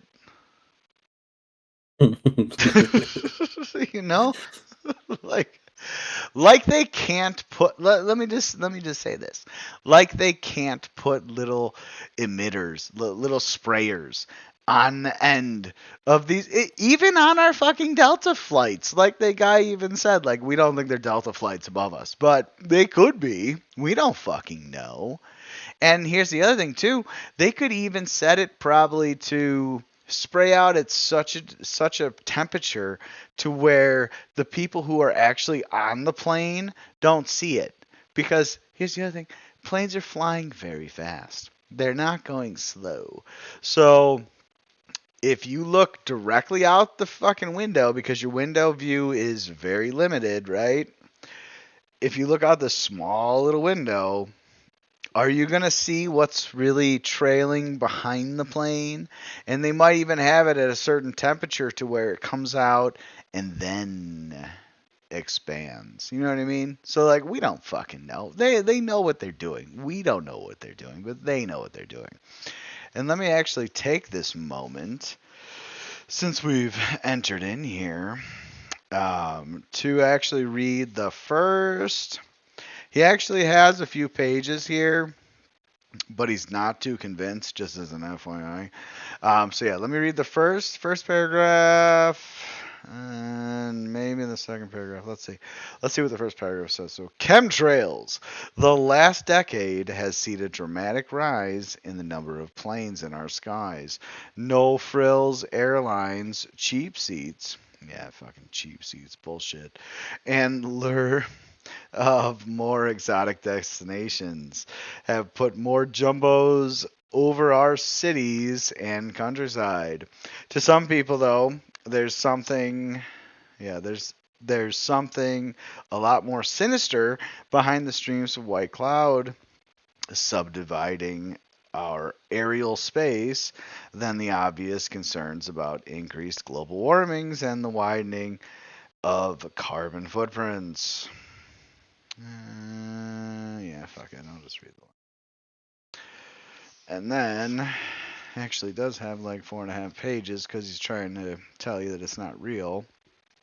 And then the last paragraph and the threat level is the degradation of our natural environment by the increasing presence of airplane contrails and the threat airplane emissions presents are surely cause for action on the part of concerned citizens with no conspiracies required. Clouds of chemical and biological warfare agents are raining death and disease. Alert level 3.5. So I do want to give him a little bit of credit here because this book was made in, at least it was published in 2007. Okay, so we're looking a while back. So like if he were to do it today, would it be different? I don't know. So to give, unfortunately, Johnny Lewis a little bit of credit, he might not know what the future holds. But as we've seen today, like I even like that image that we saw, which was 1993 or 1994 to 2024. It's like, oh my goodness, the sky differences is just insane. Because I don't remember growing up seeing those trails. I don't remember seeing those. It wasn't a real thing. Unless it was something I never paid attention to, but I almost don't remember them at all. Do you remember seeing trails in the sky until most recently? Not until recently. No, right? And I don't know if that's you remember the movie Don't Look Up? Like Don't Look Up, where they just tell you don't look up kind of thing with the asteroid coming. You remember that movie on Netflix? Yeah. Okay. So I don't know if it's something that we never really realized because we never really paid attention to the sky when we were growing up or whatever. So maybe there were, but as far as I know, I don't think I remember seeing those growing up. So I think it's a new thing, which would make sense to go along with the geoengineering thing that you read, as far as with spraying the aluminum into the sky. So I don't know, man. I don't trust it. I don't trust our government. And so the other thing, as far as with her talking about, or with this guy talking about infertility, they got a lot of stuff that goes along with infertility. Just as an FYI, having soy as a main base for a lot of these things doesn't help for males because soy is full of estrogen.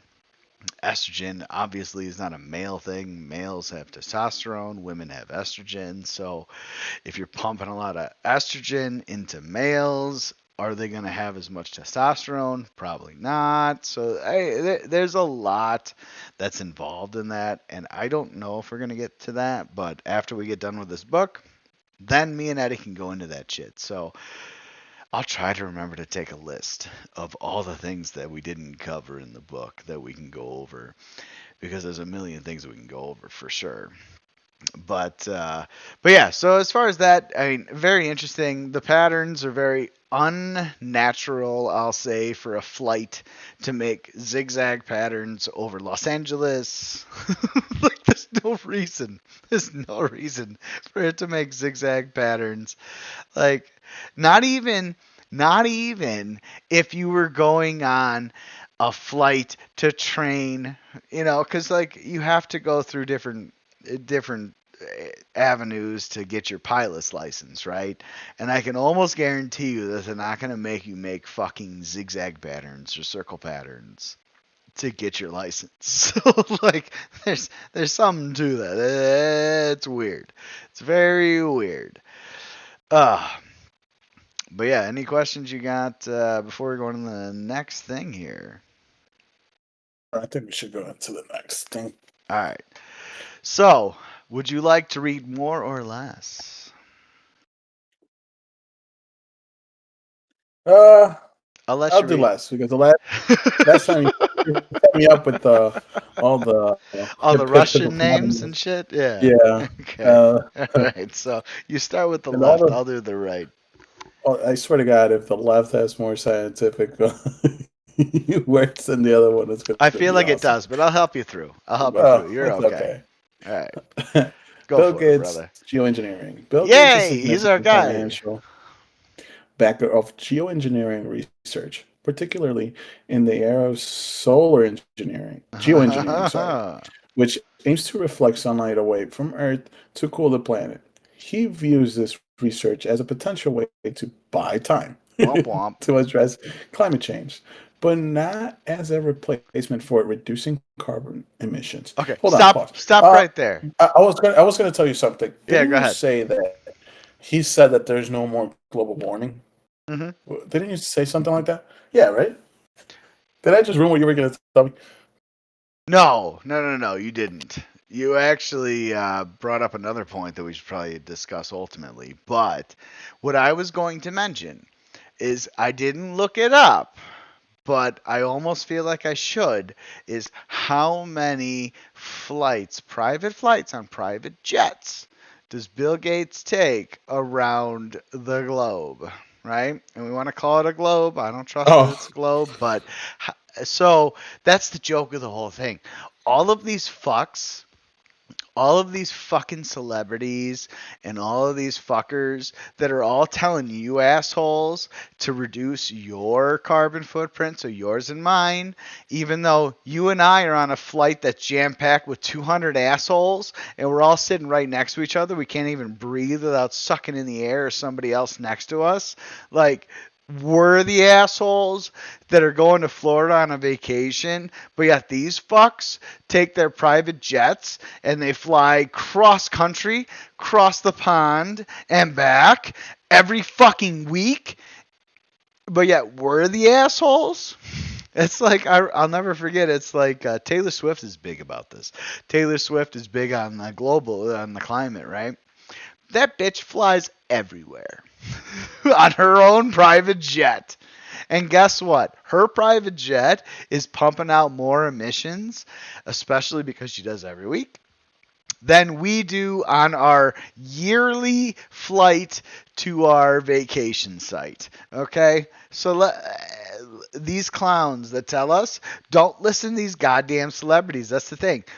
Why we put the celebrities on this pedestal and we just suck the farts that they, we breathe in the farts that they put out, and we say thank you so much. I'm so glad that you're speaking about this. It's like, fuck you, eat shit, stop flying in your goddamn private jet, take a coach flight. Like all of us fucks, take a coach flight to Dubai, okay? Spend 20, 30 hours on a goddamn plane. No, you won't. What do you mean? Fuck you. Are you not for the government? Are you not for the environment? Well, then eat shit and die. Okay, sorry. I know that went a little far.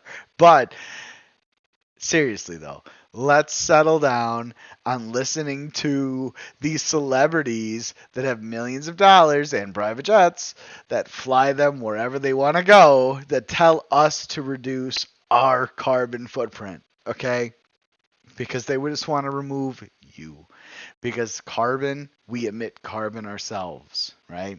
Because we're carbon beings. So we breathe in oxygen, we emit carbon. And when we emit carbon, that's the carbon they want to remove, which is what Bill Gates does. So, okay, sorry. Go ahead. Sorry.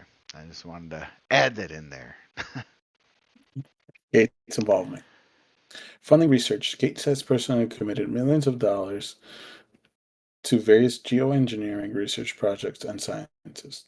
He has funded researchers like David Keith and Ken Calderia, and institutions such like Harvard University, the University of Calgary. Oh, wow. Key projects. One notable project is the stratospheric controlled perturbation. Stratospheric, sorry. ESL, guys. Control ESL. experiment. Perturbation. perturbation experiment. SCOPEX. This is a harder side. You Led should have by picked the other side, yeah, bro. I should have picked the other side. Led by Harvard scientists, which case come fun. This experiment aims to spray non-toxic calcium and carbonate dust from a high altitude balloon into the stratosphere to study the effects on atmospheric chemistry and light scattering, mimic- Mimicking. mimicking the cooling effect of volcanic eruption. Wow, yeah, Well, that doesn't affect people. dude, you know what the funny thing is? So I remember reading, this is back in like 2019, I think it is, and I'll try to find the articles from a long time ago. But like in 2019, 2020 or whenever it was, they were actually going to remove carbon, right? So they paid a bunch of money and they had a program to where they were going to remove all the carbon, or at least a decent amount of carbon from the atmosphere. And then sure enough, like they did it. They did it. They removed all this carbon from the atmosphere. 2 days later, a fucking volcano erupts and pumps all this carbon back into the atmosphere. And that's like, when I saw that, I was like, oh, that's because this is a self-correcting system. So when we don't have enough carbon in the atmosphere for all of our plants and trees to survive, the actual system itself, which is our planet, will pump it back out so that way our fucking plants and trees will actually survive, and therefore we actually have oxygen. That's the thing that's funny. If we don't have carbon, we don't have oxygen. So continue. I'm sorry. Patents and investments. Gates has also invested in Intellectual Ventures, a firm that has applied for patents related to geoengineering techniques. He was also listed as an inventor on a 2008 patent application for a method to weaken hurricanes by mixing ocean water. Wow. And stop Stated right there position. real quick. Or no, go ahead. Finish, and then I'll Stated interject. position. Spoken person for Gates has emphasized that he sees geoengineering as an important avenue for research alongside other solutions like new forms of cleaning energy, not as the ultimate fix for climate change. So let me ask you this, right? This is the same kind of question I have about Elon. Good old, our buddy Elon, who's our hero. Um, how do these fuckers have all this time to do all this, right? They don't. I don't know. It's all I don't know. fucking bullshit. There's no way that they come up with a patent here and they come up with a patent here, and it's like, there's no way these fuckers are doing all this. It's like, even you spend like a month doing nothing, right? Say you're unemployed, and you spend a month doing nothing. You don't come up with 12 different patents, okay? It's like, it's not real. It's not fucking real. They get listed, and that's the same as like if you go watch My Lunch Break and go watch all these other people that are talking about all these builders that make all these buildings and shit. And it's like, oh, okay. So this guy was in 1894. This guy was in Michigan building this palace. And then he was in Chicago building this palace the next year. And then the next year after that, he was in California building this. And then he was in Washington, D.C. building this. And it's like, listen, if you're horse and wagoning it, you ain't fucking making it to California until like 2 years later. So there's no way that he can already be there, already building this project. It's like, it's just all bullshit. All of this AI nonsense, which we've seen, they even tell us the truth somewhat, but I guess they haven't figured out that Bill Gates isn't telling the truth yet. But oh my goodness, it's all fake, guys. It's all fake. It's not real. It's somebody else doing it, and they're going to slap a name on it, especially a famous name, so that way people can be like, oh, he did that too? Oh, great, I'm going to invest in his company, or oh, I'm going to do this, or I'm going to blah, blah, blah, blah. It's all bullshit, guys. Bullshit. Anything you want to add? No, I think you said no. I mean, it's true. It's all bullshit. Really think that AI is causing electricity to go up. Dude, It's for causing, real. I'm so sick of it. And it's just wait. causing It's going that. to take our water, too. Water's going to go up, Oh too. yeah. What else? Um, it's also making that RAM memory RAM. Dude, I It's just up to watched this a high. video about girls who are dating AI in China and now our fucking graphics cards cost more. It's like, really? Come on. Come on. Yeah. Because come on. I remember back in the day, Uh, it was the less expensive component, like one of the dude, graphics cards were like the cheapest thing. Because it was literally just like now. a fucking little motherboard and a fan. That's like it. Now it's the complete opposite. Now Now, yeah. Now the- your most expensive component is your graphics your card. processor, your graphics card, and Yeah. RAM. It's ridiculous how RAM is almost getting up to their price with your Yeah. graphics card. Dude, RAM. I remember RAM RAM was was like dirt cheap. the last component you were worried about being Right. expensive.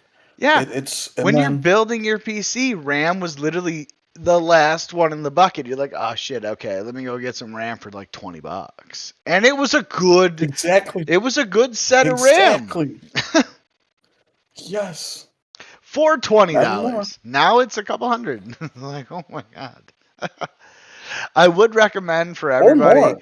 So a couple years ago, well, let me rephrase that. 10 plus years ago, it made sense to build your own PC. Maybe 20. It might only be. It actually might be fucking 20 years ago. But it made sense to build your own PC. Today, Mhm. it makes sense to just buy a pre-built. So just buy a good gaming pre-built PC, and then you'll be set for the next like 10 years. Ugh. What a joke. What a fucking what a fucking world, right? I'll keep saying that. Every fucking episode I'm going to keep saying what a fucking world we're living in. This is so weird. Yep. I'm with you. Unbelievable. Unbelievable. So yeah, can the Like Go ahead. Go ahead. I'm it sorry. made me sick to see how much it's worth. Like how much it like bothered me to the Dude, bone. build a See PC how and put it all in expensive. your fucking cart, and then you look at it and you're like, well, why would I spend $3,000 on this when I can spend like 1,000 on the same thing in a pre-built? Yeah, yeah. It's literally And like then that much more. wait, like those are the ones that are already built. So it's gonna happen again. Shortage of RAM, shortage of components. Oh Then yeah, electronics are gonna go up. and then they're not Then going to be able to because sell they Hyundais because there's no cameras. and it's just gonna be all over. Like it's just like they're just finding ways to get like fuck people. That's pretty much what it is. Yeah.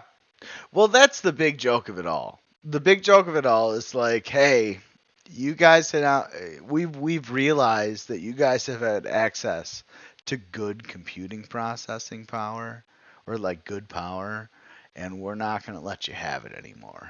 We're going to take it away. And so either you're going to spend 3 times the amount for the same thing we could 20 years ago, or you're not going to have it. Like that's where we're getting to. We're getting to the fucking World Economic Forum saying you will own nothing and be happy.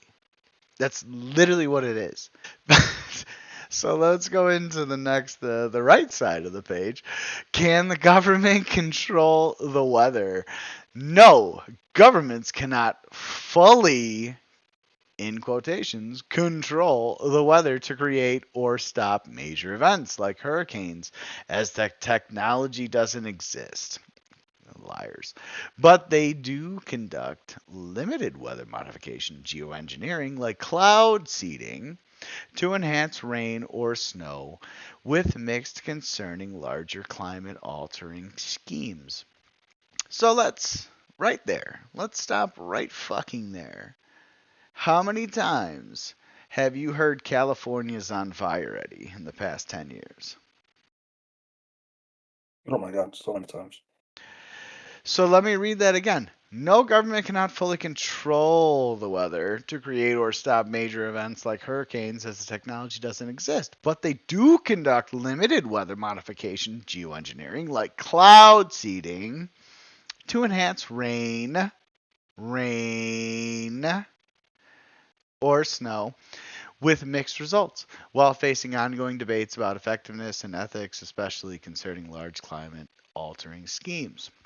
So, after reading that paragraph, do you believe that they would let a whole state burn on fire? Yeah. Well, you say yeah because you know they want it to burn on fire. All right, so what governments can do, limited, cloud seeding. Governments and local agencies use methods like seeding clouds with silver iodide to encourage rain or snow, primarily to increase water supplies in drought-prone areas. Here's another question. How many times have you heard there's a drought in a certain area? You hear it all the fucking time, every year, I bet. Yep. Right? Fog dispersal. Yeah, why do they let fog just like take over? Because, as you know, you've seen some crazy fogs around here living in Illinois, of all things, where it's like you cannot see 5 feet in front of your fucking car, but yet they let it happen. So, fog dispersal, techniques like using heat or chemicals. Well, I'm curious about the heat thing because they didn't mention that above.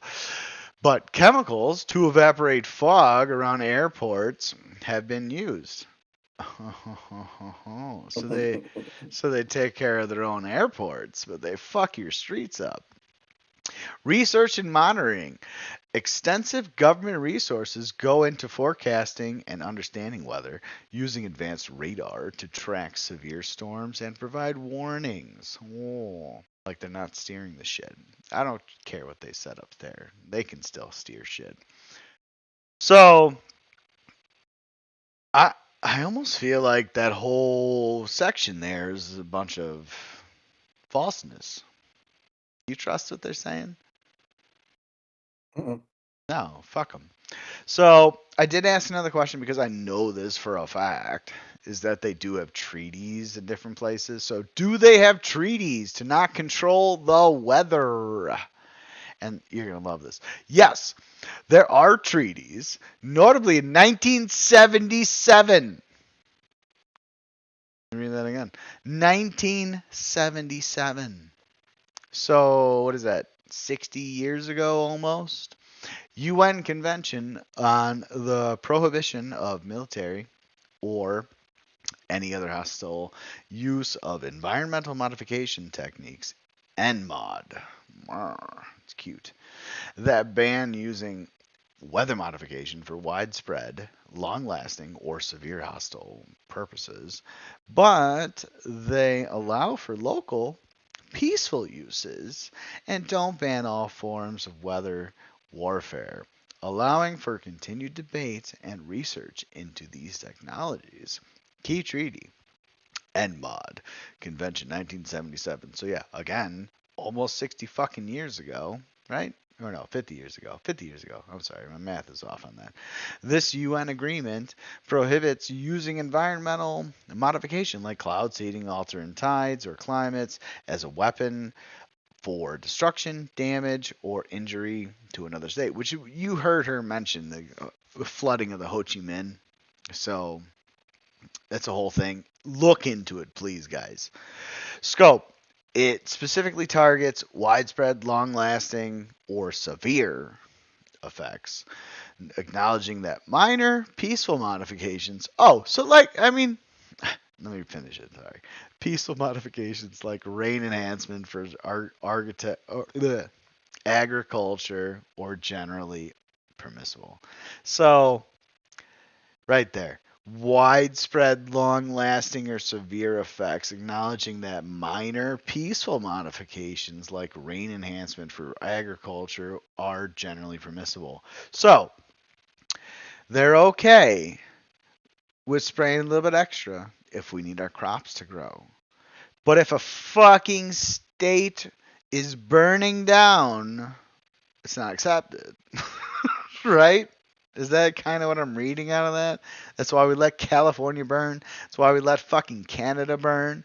Like, how many times over the past, 5 years have you seen that our clouds are smoggy and they say it's cloudy because of the fucking forest fire in Canada is making its way down here? It's like, fucking set it out. You guys can cloud seed. Fucking spray down water on it. Or do it with your fucking massive bunch of planes or helicopters that you guys have access to that can pick up water from the ocean or from a lake and just drop it. Like, come on, guys. Fuck are we doing? But they don't do that. You said it right. Well, they don't do it for Come our on, guys. What purpose. are we They doing? don't do it to help us, bro. They do it to take over the land. Because guess what? If they burn all this shit out, guess what happens? Well, if you realize back in a couple of years ago, State Farm's like, hey, we're not going to cover fire damage anymore. It's like, oh, okay. Well, there's a big fire potentially coming. It's like, well, we don't care. We're not going to cover you guys. And that's another thing, too. Look at all our goddamn insurance has gone up because we're paying for all these millionaire fucking houses that have all burned up because these fucks are burning them. Yeah, we have to pay for that shit? Fuck you. My car is worth next to nothing. Eat shit. Let it go back down to like $20. I should be paying $20 max for insurance. Ugh. Makes me sick. Well, it's sickening. It is sickening. It literally makes me sick to my stomach thinking about how much money we waste in goddamn insurance. We're paying for all these billionaires to just ruin their shit, and they have more than enough money. Think about it. If you have $1 billion and your $1 million house burns down, guess what? That's not a big deal. If you make $40,000 a year and your fucking car blows up, that's a big fucking deal because you need this. Well, especially with the rate of the price of fucking cars today, it's like you can't replace that car anymore without taking on a debt to the banks. Shocker. It's like it's all set up, isn't it? It's like, it's just unreal. The way they fuck us. Every way, we just don't look at it. We don't look at it from that angle. We're not paying attention. We're paying for these millionaires to replace their houses, and yet we're fucked on our shit fuck houses and our shit fuck cars. Unbelievable. Any questions you got about how they're fucking us here with the weather control and the geoengineering? No? It's more than clear how it makes you sick. It really does. I mean, you might jump up a little bit after this one.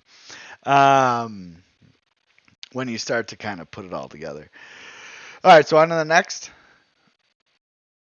Yep. Okay. Oh, good. So. Yeah. I love that. Yeah, his mouth, right? So this here. Oh my god. This here, and I want to. Dirty, my man. Huh? No, I didn't do him dirty. Like literally, watch one of his videos. You'll see him look like this in fucking 80% of his video. So, Paul Joseph Watson, I would recommend everybody watch. He's fantastic. He is. He started on InfoWars, and then now he's on YouTube as a primary, as far as I know.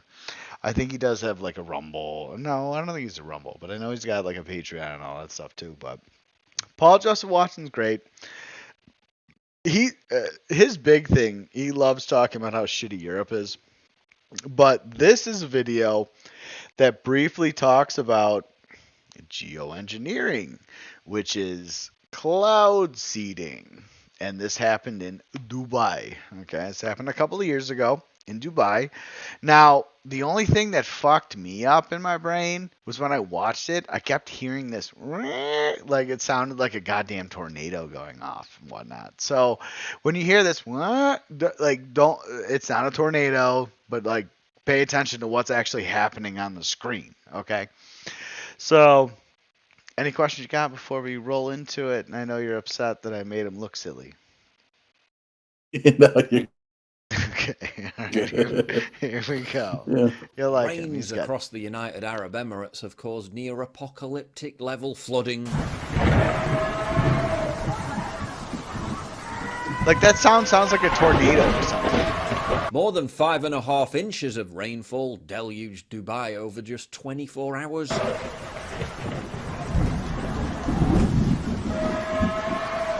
Greater than the 3.73 inches of rainfall normally seen over an entire year.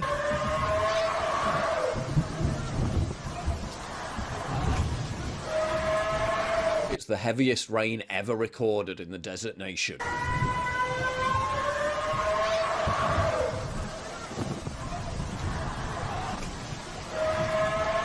But some are claiming the floods were those were obviously self-inflicted, sped up, too. blaming the country's cloud seeding program for worsening the chaos. Bloomberg News reports the heavy rains that caused widespread flooding across the desert nation came after cloud seeding. The Gulf States National Center of Meteorology dispatched seeding planes from El Ain Airport on Monday and Tuesday to take advantage of convective cloud formations. And yeah, this is a common occurrence for the UAE. They've been doing it for over 20 years. They shoot chemicals and potassium chloride into the atmosphere to try to force clouds to produce more rain. Well, they got that and then some. Despite many people seeing their homes destroyed, Dubai state media dubbed the downpours rains of goodness, claiming they were counteracting global warming-induced heat deaths. Yeah, bit of an odd statement to make after your airport gets shut down, your infrastructure gets battered, and 18 people die. Did they push it a bit too far with the cloud seeding, or what? Did they, in fact, fuck around and find out? Officials commented on the cloud seeding, asserting, quote, for any cloud that's suitable over the UAE, you make the operation. Looks like someone might have got a little bit too seed happy. Like, I don't know if that's real. I don't know if that tornado's real or not. But that is probably real. That's probably Wired real. News hit back at the Bloomberg report, asserting, no, Dubai's floods weren't caused by cloud seeding. I mean, they admit they were cloud seeding beforehand, and they just got soaked by the biggest deluge in the history. But it's nothing to do with cloud seeding. The report admits that while it's true the UAE has been running cloud seeding missions this week, such programs can only increase rainfall by a maximum of 25% annually. Kind of ironic, isn't it, that the same legacy media that constantly fans the flames of hysteria over man-made climate change is very quick to run defense when a very real and provable act of man-made climate change is alleged to have caused major environmental problems. Could the biblical level flooding seen in the UAE be replicated in the West? Earlier this month we learned about a secretive program to shoot aerosols in the sky over San Francisco to increase cloud cover. The experiment is being dubbed America's first outdoor test to limit global warming. What could possibly go wrong? The Coastal Atmospheric Aerosol Research and Engagement, or CARE project, is using specially built sprayers to shoot trillions of sea particles into the sky in an effort to increase the density and reflective capacity of marine clouds. Details of the test have been kept tightly under wraps so as to avoid, in their words, a public backlash. The secrecy is based on concerns that if the public knew the full scope of what was happening, critics would try to stop them. And although the report warns that artificially creating cloud cover, quote, could alter weather patterns in unclear ways and potentially limit the productivity of fisheries and farms, they're just going to go ahead and do it anyway. The program in San Francisco will run until the end of May. So if you notice the west coast of America getting all of a sudden a bit floody, just remember, it's definitely not the cloud seeding. So, like, what's funny is we just read a whole thing that said that they ain't doing this. But yet there's that article that says that they are doing this. Yep. So, what are we supposed to believe here? You know what I mean? Like, that's the joke of it all. And if you, like, I know I mentioned a couple of books before as far as like Earth Rising, The Revolution, and Earth Rising, The Thousand Years of whatever. So I know I've added those books in there. I'll probably add it in again. But like they talk about all these technologies that are being used or at least are being experimented on, and they have patents and they have all these things. But yet no one hears about this shit because it's not on CNN and it's not on Fox News and it's not on all of these channels. All these channels, like when you ask the normal random person, you're like, hey, do you think they cloud seed? They're like, no, they can't do that. It's like, motherfucker, 1977. They have a treaty that says that they're not allowed to do it anymore. It's like, you don't think they have access to this technology?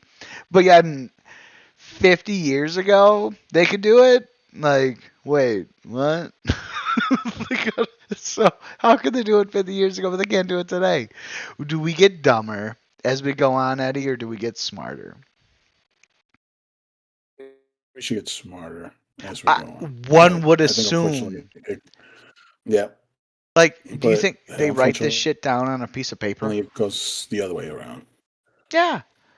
We literally write this shit down, document it, and then we research it. That's what happens. That's how they get grants. That's literally how we pay a lot of these stupid schools that shouldn't have any money at all, but we pay a lot of these schools to do more research on it because of the facts that were proven before. So like, it makes me sick. But yeah, so if you see that your town is burning down because there's no water or there's been no rain for the past like 6 months, and so there's a drought, and now our shit's burning up. It's like, well, why don't you ask your government? Say, hey, the fuck, what? Why don't you cloud seed here? Like, why don't you let us survive? Why do you need to burn our shit down? But then if you really look at all the places that they let burn down and then the aftermaths of it, because what happens? They buy it all up. The banks buy it all up. And they make 15-minute cities, because that's the thing. They make 15-minute cities in that area now, because now the people that lived there before have to sell it because the insurance did not cover them, so they're not rebuilding their house. So that whole land there has to be bought by the banks, and the banks scoop it all up dirt cheap, because guess what? Who wants to buy a burned down shitty house? No one. So the banks buy it up for dirt cheap, and they rebuild everything, and then they sell it all back to us, and we buy it all happily. It's just like the government that works on programs. They make all these electronics. They sell it to the corporations. Then we happily buy it back from fucking Apple and Samsung. We go, hey, please take my money. It's like, oh, wait, didn't we already pay for this a long time ago? And that's what's in the black budget? Oh, okay. Well, I'll buy it back again because I want a new phone. Every year.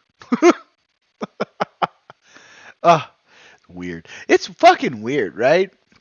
When you sit down and look at it, it does not make sense. Modernity. Oh yeah. It makes you sick. This whole day has made you sick, right? Well, I guess the first bit about Russia doesn't really make you sick, but like this stuff. Knowing they're poisoning you. It's like everything, It's like, you're not surprised anymore. It's unfortunate that we're at that point, isn't it? That you would think that, because that's the thing. Like, when you ask most people out there about, does your government care about you? They'll say, yeah, our government, look at all these health programs. Even though they don't realize that on the other end, like, Look at all these drug programs that they're putting out there, but then they don't look at the other schematic that says that drug use is like on the rise now ever since they got involved. It's like, oh, okay, all right. So they ain't helping us, guys. Government, it's to govern the people. And what happens when you put a governor on a car? It limits the actual acceleration / productivity of that engine. So why wouldn't they have that same connotation for what they use against the people? They're governing us to limit us. Come on, guys. We're gonna make it. We're gonna make it. We're gonna get through this, and we're gonna take out these clowns.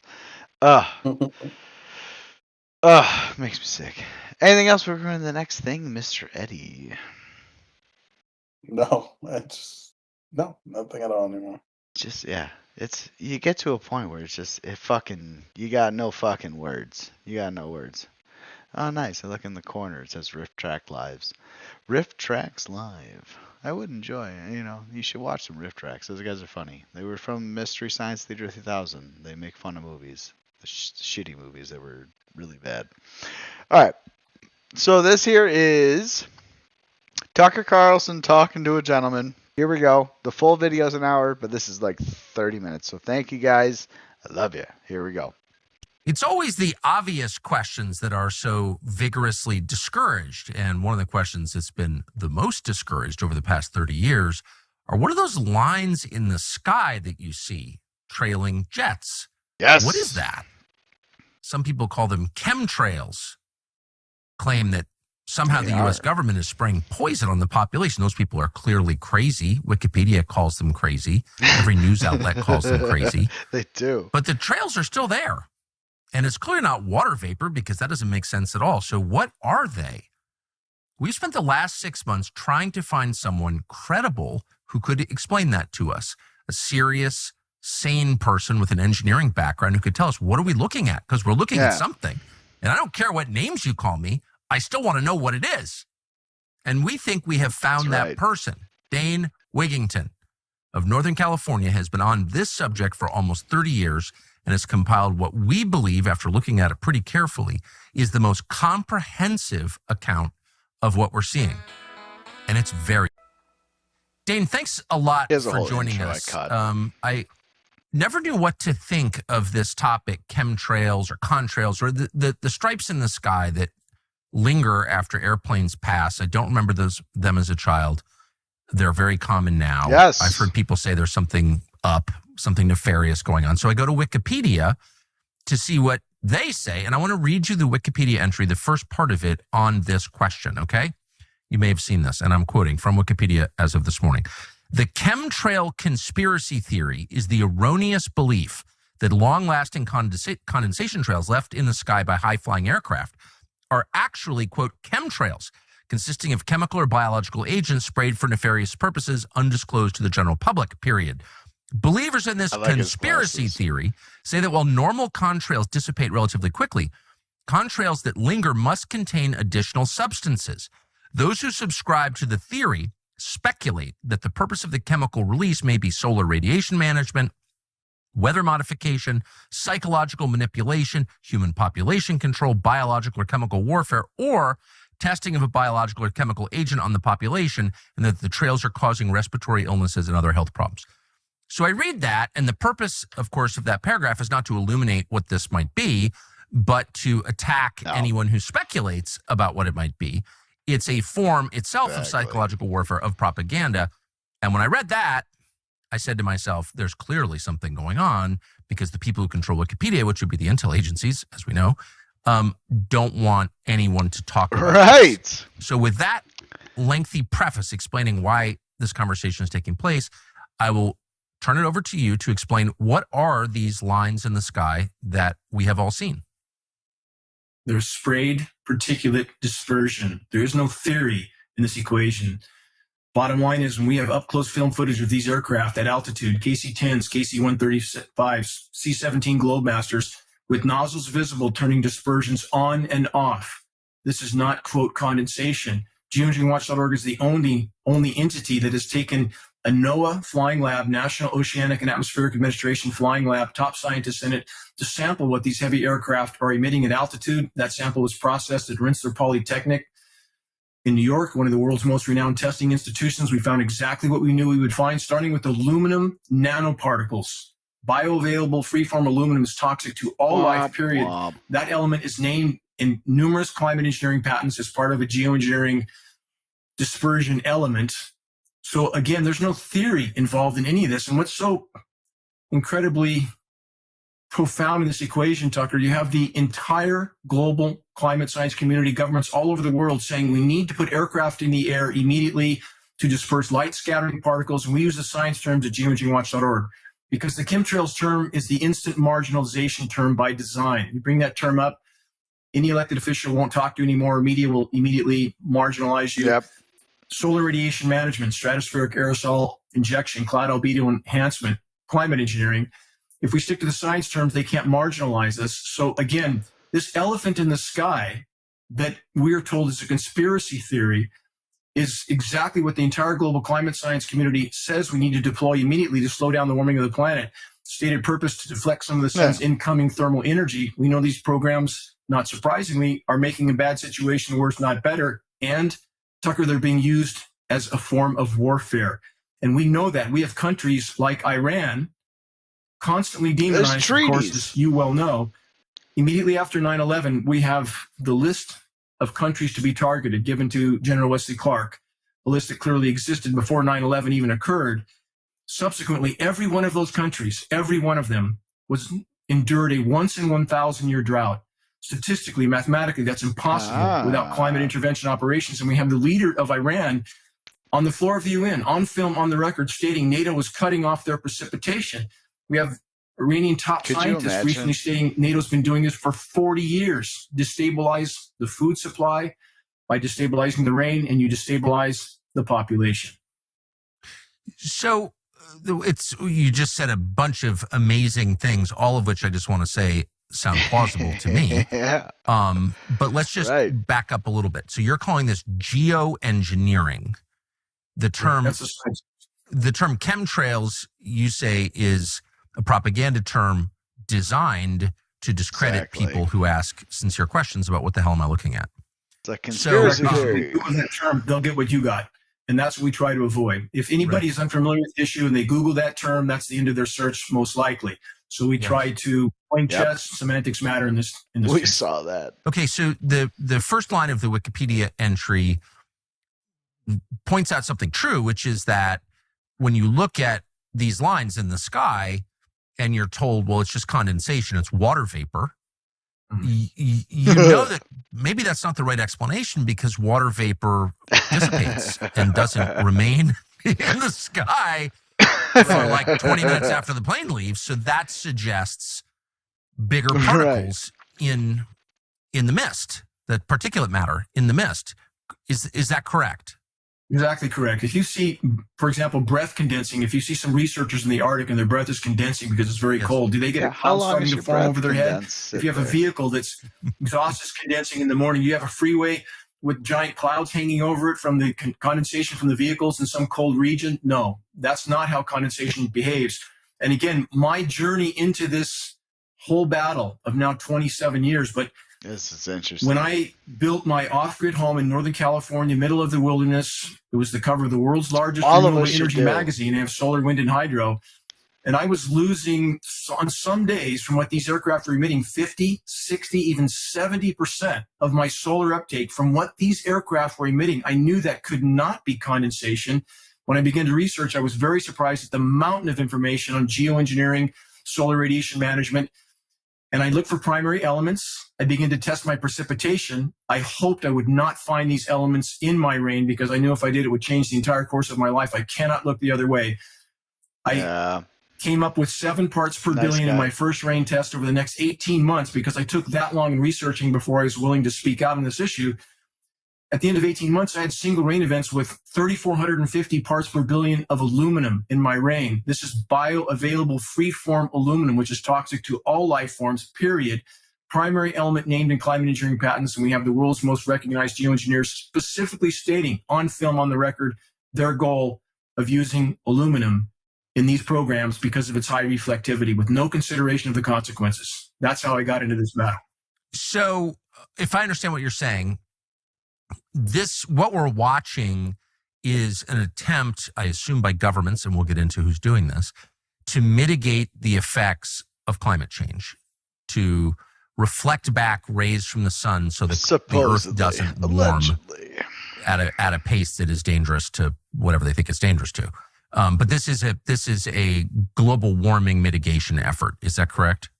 That is the stated purpose. We know that is the stated purpose. Yeah. So I think that's plausible because there is so much energy, commitment, sincere commitment in some cases, obviously fake commitment in others, but and so much money behind this effort to mitigate global warming that makes absolute sense. It is a religion. And you're saying that you were not originally aware of this or interested in it, but because you live off grid and you derive a lot of your electricity from solar and you clearly have an engineer brain, you were wondering, like, why the hell is my solar not working correctly? And that got you into this process of learning about it? Correct. And I have friends in the solar industry and who, off the record, inform me that some of the commercial solar plants are producing half their design output. And they won't talk about why, because they don't want to lose subsidies. So again, this is a very known element in many fields. In fact, with the nation's weathermen, National Weather Service and NOAA, National Oceanic and Atmospheric Administration, there is an illegal federal gag order on all agency operations with those two entities. Why would our government feel the need to gag the weathermen? I had a NOAA scientist state to my face, quote, "We all know this is going on. We have no First Amendment protection. We don't know what to do." So the bottom line is, let's all just pretend this isn't going on while it's virtually dismantling the planet's primary life support systems and ubiquitously contaminating everything everywhere. I'm not just talking about aluminum. We have in lab tests. And again, we've done hundreds of lab tests. We did 500 working with the University of Minnesota, an internationally recognized agricultural institution. We have aluminum, barium, strontium, manganese, surfactants, polymer fibers, graphene, all of this coming down in our breathable air column, Tucker. That's horrifying. Who's doing this specifically? Ultimately, all roads lead to those who print the money. But we know, as far as the coordinating entities, certainly DOD, DARPA, and we have documents to prove the existence of these programs going back decades, documents hundreds of pages long. We have an 800-page U.S. Senate document from 1978 outlining the scope and scale of these programs then, specifically calling for intergovernmental cooperation, even between, quote, otherwise adversarial nations, because of the cross-border ramifications of these programs. You can't just geoengineer over your own country. Who's the biggest player? Obviously, the United States of America, because of the size of our military. We have, the U.S. military has 3 times more aerial tankers, which are the primary aircraft used in these operations, 3 times more than all other militaries in the world combined. And if I could back up to the whole condensation trail narrative again, which is perhaps one of the greatest lies ever perpetrated on populations all over the world. All military tankers and all commercial aircraft are equipped with what's known as a high bypass turbofan jet engine. That's a jet-powered fan. 90% of the air that moves through that engine is not combusted. So by design, that engine is nearly incapable of producing any condensation trail except under rare and extreme circumstances, which are diminishing by the day because of the warming that's occurring in the troposphere. So much warming. We've had 2 former military pilots that fly private aircraft. Important people have contacted us at geoengineeringwatch.org. In both cases, they were off the coast of the Pacific Northwest, and their aircraft were forced into emergency auto descents because the air outside that aircraft was 45 to 50 degrees above what it should have been. The air was not dense enough to carry those aircraft. These people are very, very alarmed, but very afraid to speak out. Well, that's an amazing fact. And it points up something that I think is indisputably true, which is the climate is changing. Why it's changing is a whole separate set of debates. Of course, it's always changed. Climate engineering alone, though, if I could elaborate, climate engineering alone, I'm not negating the other sources of damage to the planet. We've been very poor stewards. But our point at geoengineeringwatch.org is, how can anybody from any perspective And the environmental left is the most reluctant to face this issue. And we know why, Tucker, because they don't want to lose their 501c3 nonprofits. Our attorneys at geoengineeringwatch.org spoke to attorneys from every major environmental group, Greenpeace, Sierra Club, WWF, all of them. They will not address this issue because they don't want to lose their nonprofit status. Is that not criminal hypocrisy? So we're stating in the case of trapping more heat than it deflects, causing far more harm than any perceived good, they're simply using it as a weapon under the guise of trying to mitigate the climate. So again, these operations are taking us from the frying pan into the fire, so to speak. So again, the greatest, most damaging form of human activity on the planet at this moment in time must be considered these operations, climate engineering. Well, sure. I mean, geoengineering by its very nature is just like textbook hubris, where you think you're God and you're in charge of the weather and the planet. No, you're just some lumpy, furry schmuck living out an incredibly short lifespan with no ability to make anything better because you're not God. Like, just the whole mindset is the mindset that gets us to nuclear war. So I'm opposed to it on those grounds. But before we ascend too much higher, let's just come back down a little bit and to the specifics. So where these aircraft seem to be everywhere in the United States, where are they taking off from? Where do these chemicals come from? The aluminum particulate, the rest that you just, the magnesium, all the rest you described. Like, what's kind of the chain that gets us to the stripes in the sky that we see? Aircraft are taking off from countless locations. We're aware of a number of military bases where we know they're deploying from. We also have commercial aircraft with commercial markings that we know are being used in these operations. We know that because we have film footage of these aircraft, retrofit nozzles mounted on the wing pylons. We have up-close photographs aimed into the exhaust jet stream to make this look like, quote, condensation. We are not implicating commercial pilots or personnel, but we are communicating with them. Some commercial pilots that distribute our printed materials in pilot lunchrooms, for example, covertly, because they know their aircraft are being used. These are automated systems. They carry a small payload. Yep. You might remember in the year 2000, the weight of the aircraft became a very big deal, how much luggage you carried on, how much weight you carried on. That appears to be when this was implemented. And we also know that the DoD has leased a significant number of commercial aircraft with commercial markings. Why would the DoD need or want that? And again, for the base material, because we're talking about an extraordinary amount of material here, based on our testing with the University of Minnesota, again, about 500 lab tests there, and extrapolating how much material was in the precipitation, projecting that globally, it appears something in the range of 40 to 60 million tons of nanoparticles are being dispersed annually in skies all over the globe. And the smaller the particle, the more toxic it is, the more harmful it is, the more bioavailable it is.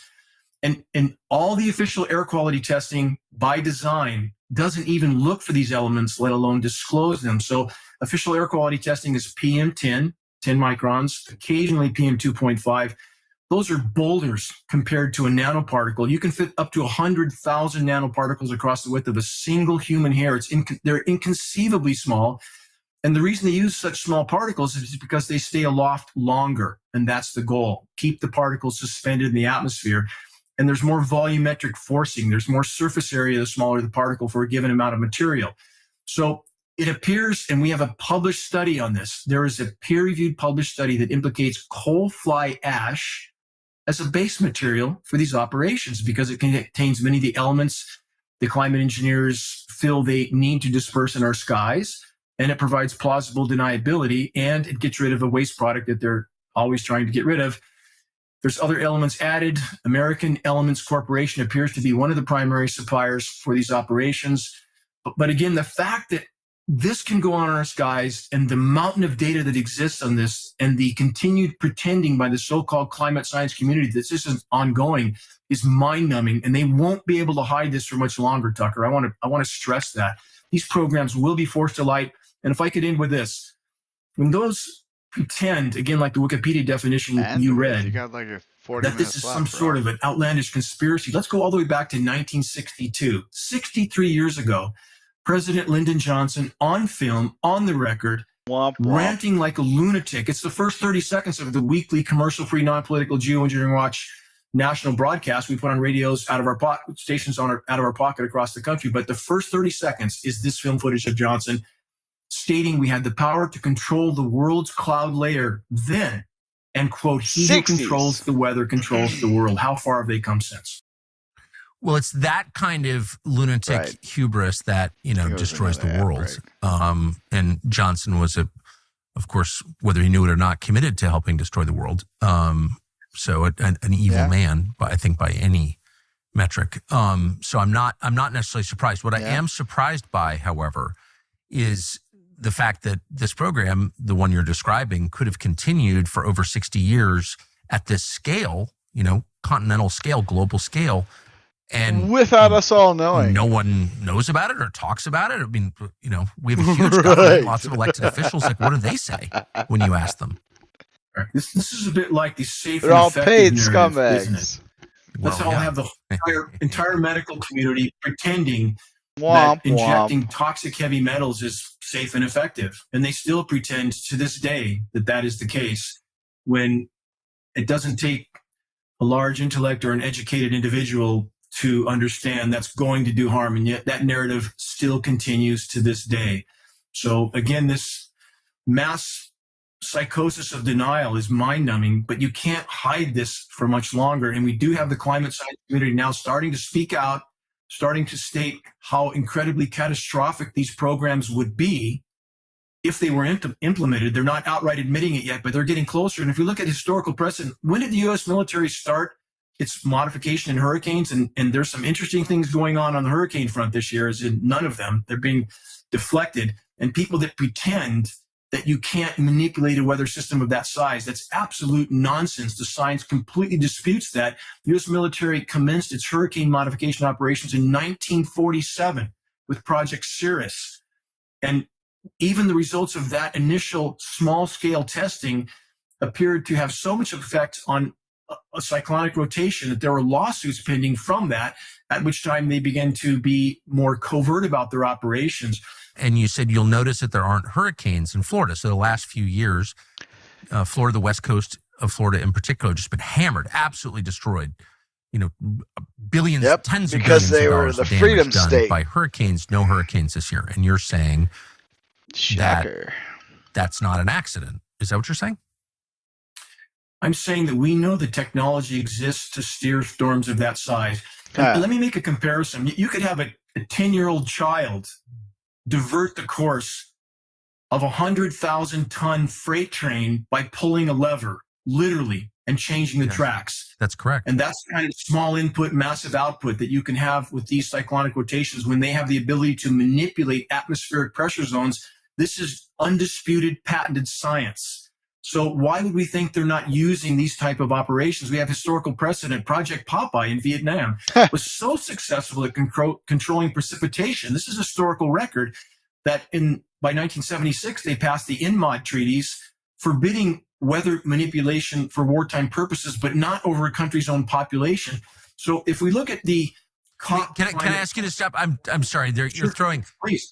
I'm so ignorant on this topic, but I'm suddenly very interested that I just want to make He's sure a liar too. He knows Operation a lot about Popeye. this. Is that what you called it in Vietnam? Correct. What? Correct. I've never even heard of that. I'm embarrassed to say. What is it? What was very it? easily researched historical record. U.S. military was so successful at controlling precipitation over Vietnam that the international community was very concerned about this, at least on the surface. And they passed environmental modification treaties in 1976, international treaties forbidding weather manipulation in wartime. So again, when people claim this is conspiracy, we don't have this kind of power and control, and they try to muddy the climate engineering issue as being the localized, publicized cloud seeding operations. Those are two completely different animals. And we see even some state legislators doing the same. And we're trying to correct that at Geoengineering because we're working with numerous state legislators now and have been. There's legislation pending in 36 states to ban geoengineering over their skies. Tennessee and Florida have already done so.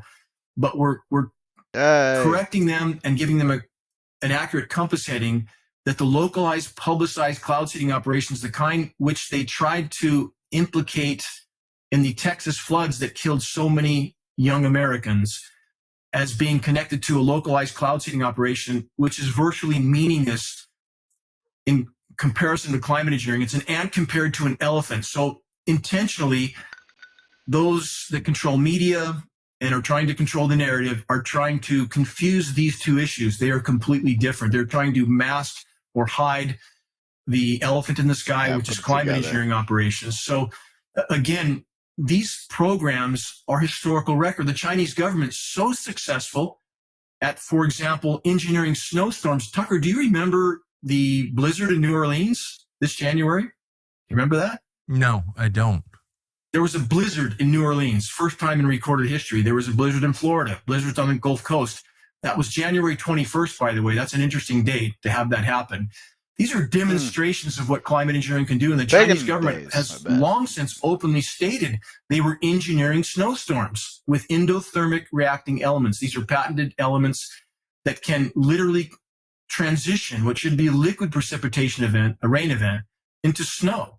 And these elements, if people understand they have a first aid kit that sits on their shelf at room temperature for 20 years, you mix the cold pack together, you have ice instantly. That's an endothermic reacting element. That's right. That's being split into cloud moisture.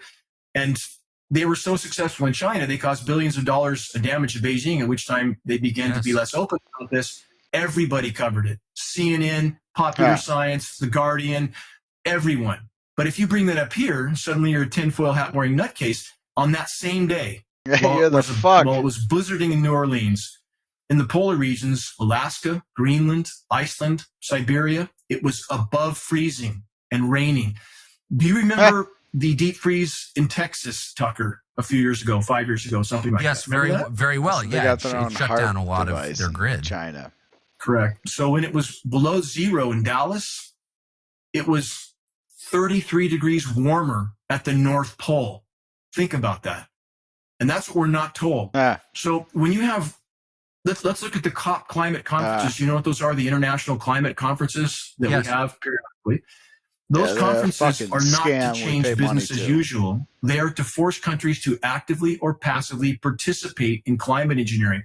So at some of those conferences, the Cancun conference, the Copenhagen conference, we had record low temperatures at the time of the conference in spite of above normal temperatures in all surrounding areas. That's a demonstration of what climate engineering can do. So back to the hurricanes.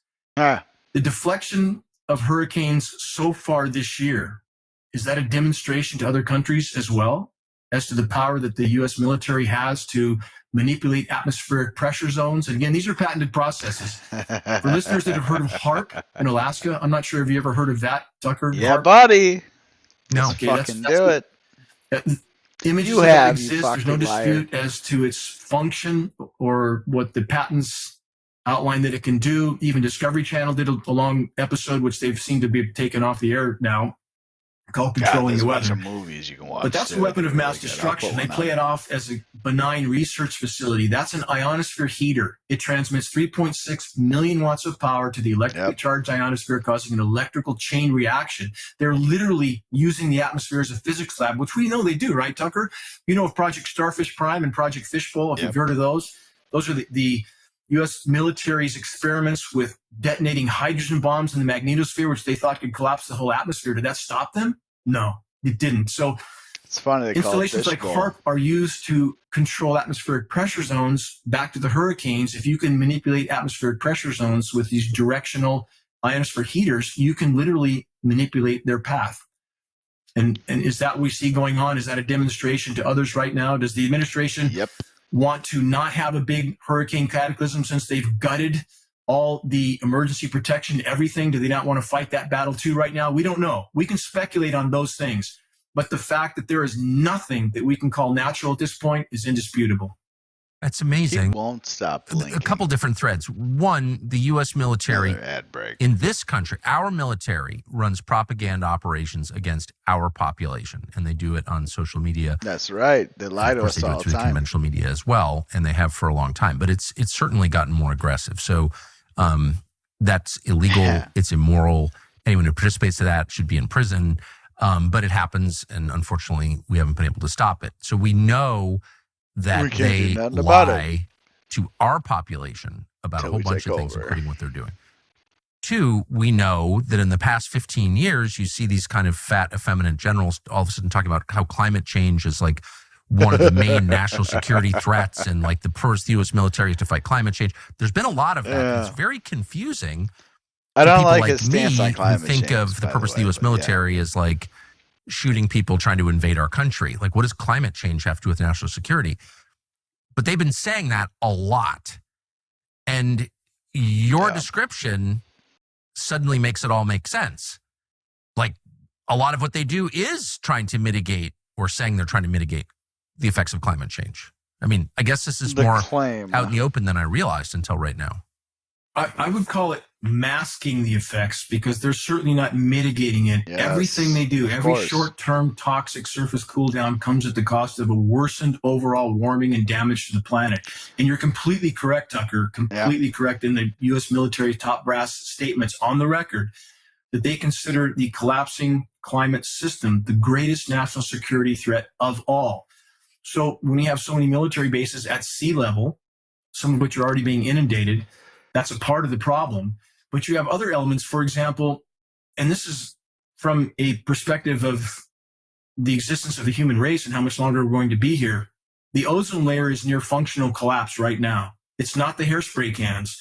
Single greatest damaging factor is climate engineering, period. Not just the oxidizing particles that are being dispersed in our atmosphere, but the manipulation of those particles with extremely powerful frequency transmissions. So we know that of all the towers being put up everywhere for, quote, communications, fake trees and, you know, all the different forms they come in, we know that many of those installations are being supplied with 10 times more power than they need. That's part of my background in the electrical field. I know people that work in these towers.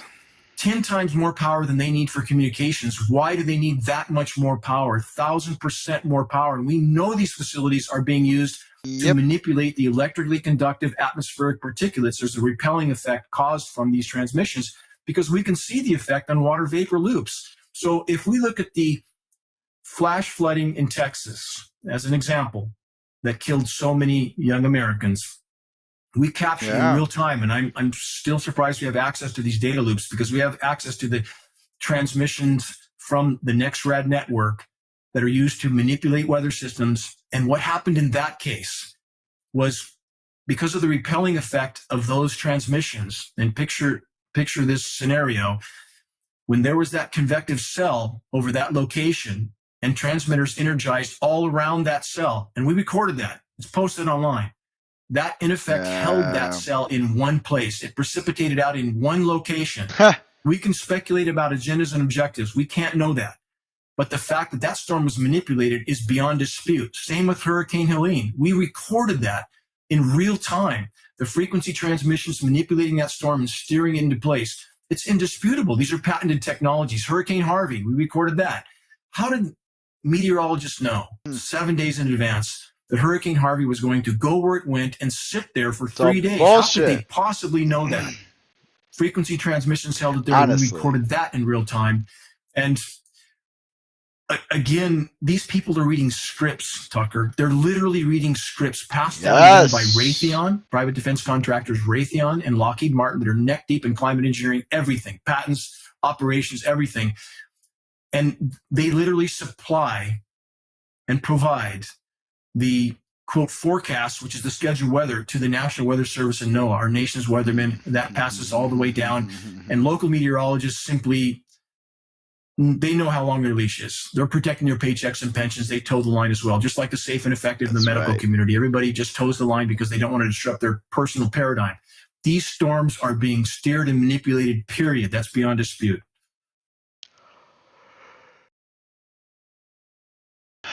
Oh my. So, I mean, I'm not going to lie, Eddie. That's only 30 minutes of the hour interview that this guy does. And besides this guy blinking nonstop, he's got a lot of information. And I feel like it's funny too, because I literally spent like 20 minutes watching his eyeball movement. He doesn't actually move.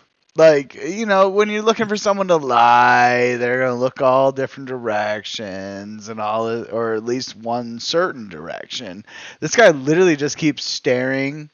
And I don't know if they've got like a really small monitor that he's reading off of, but even if he does, whatever, good for him. But I don't think this guy's lying. like this guy resonates with me. That like I feel like he's telling like legitimate truths, because we've even seen from the small little bit of research that we did, which was what, like an hour's worth of asking questions to Google AI. Like it already tells us that they do this shit and this shit happens. So I don't think this guy's telling us any fibs. The thing that got me was the last bit there where he's talking about all these forecasters and all these weathermen already have a script ready to go. Here you go. Just say this. It's like, oh my God. Because all of them have the same script and they all tell you it's all potentially going to rain today. It's like, well, I bet you it makes sense if it's going to potentially rain today because they fucking cloud seeded earlier. So there's a potential for fucking rain today, right? Yeah. And as we've seen, they cloud seed. We saw with the PJW video with fucking Dubai that they can cloud seed and they can fuck themselves if they fucking do it. It's like, it's just so weird, but it happens. Like it's so weird, but it's real. Like, believe it, man. They do it. Yeah. It's so fucking weird. It's so fucking weird, man. But yeah, this video here, this interview is an hour and 6 minutes, I think is what it says total. But I would say that it's about maybe an hour total if you cut out all the advertisements. There's like 3 or 4 advertisements I cut out of this whole video so that we can get 30 minutes of him talking. But yeah, I mean, fucking weird. Fucking weird, man. So what do you think? What do you think, Eddie? You think they're doing shit to us? 100%. It's not even funny. It's like, yeah, I think you're right. I think you're right. Any questions before we go into There's not that much to say. Like, yes, the fucking. It's tough. It's tough to come up with an argument against it, right? Are they poisoning people? Yes. Is it beneficial for them? Yes. Yeah. So there's nothing else to say. No, it's kind of over right there. Right there. Yeah. Mm-hmm. Any questions you got before we go into the last bit here? No. Okay. So I want to thank you all very much for watching. Today was an interesting scenario where we went over something that randomly we've have zero information about with Russia. And obviously it seems like they fucked it up.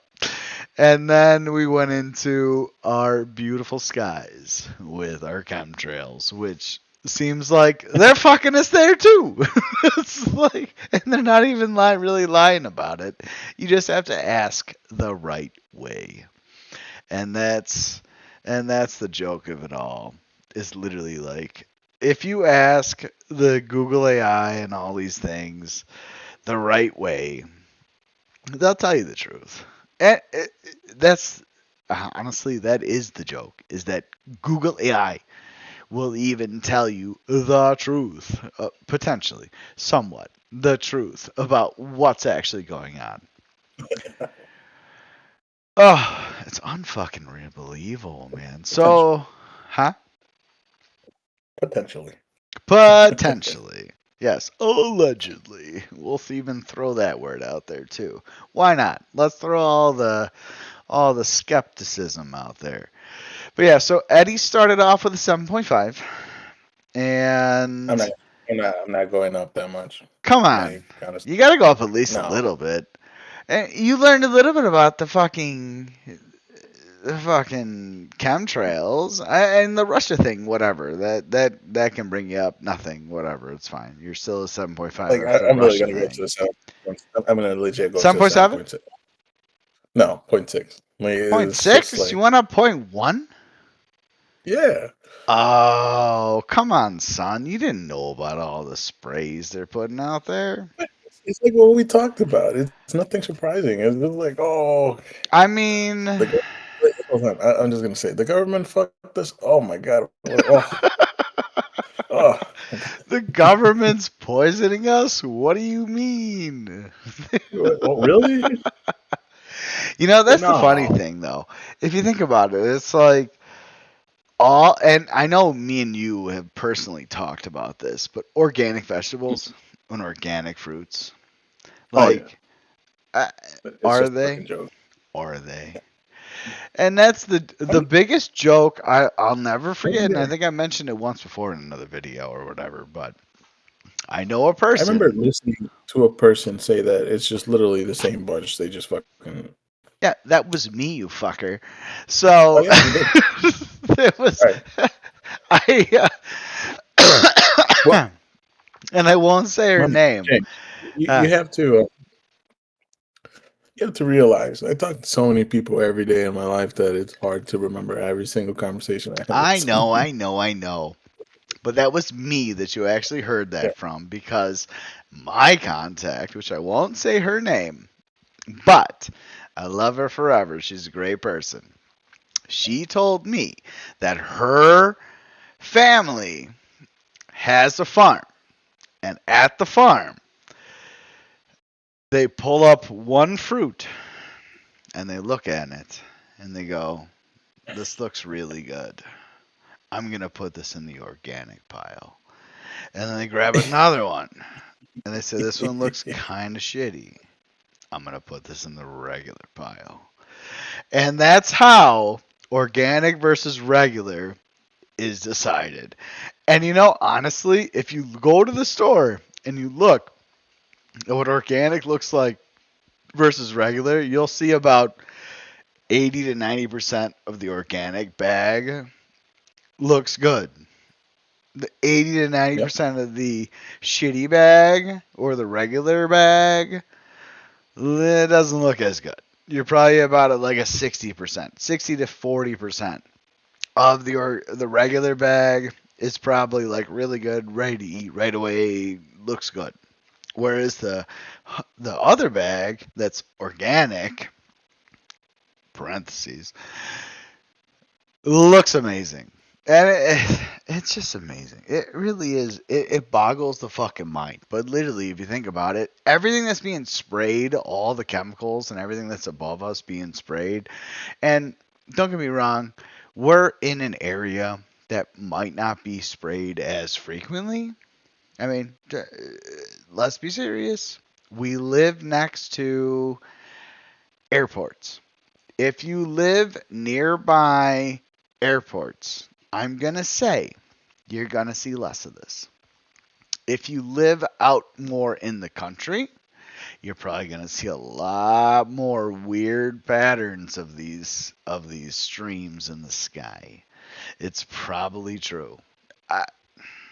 I mean, please send comments. Let me know. I would love to know.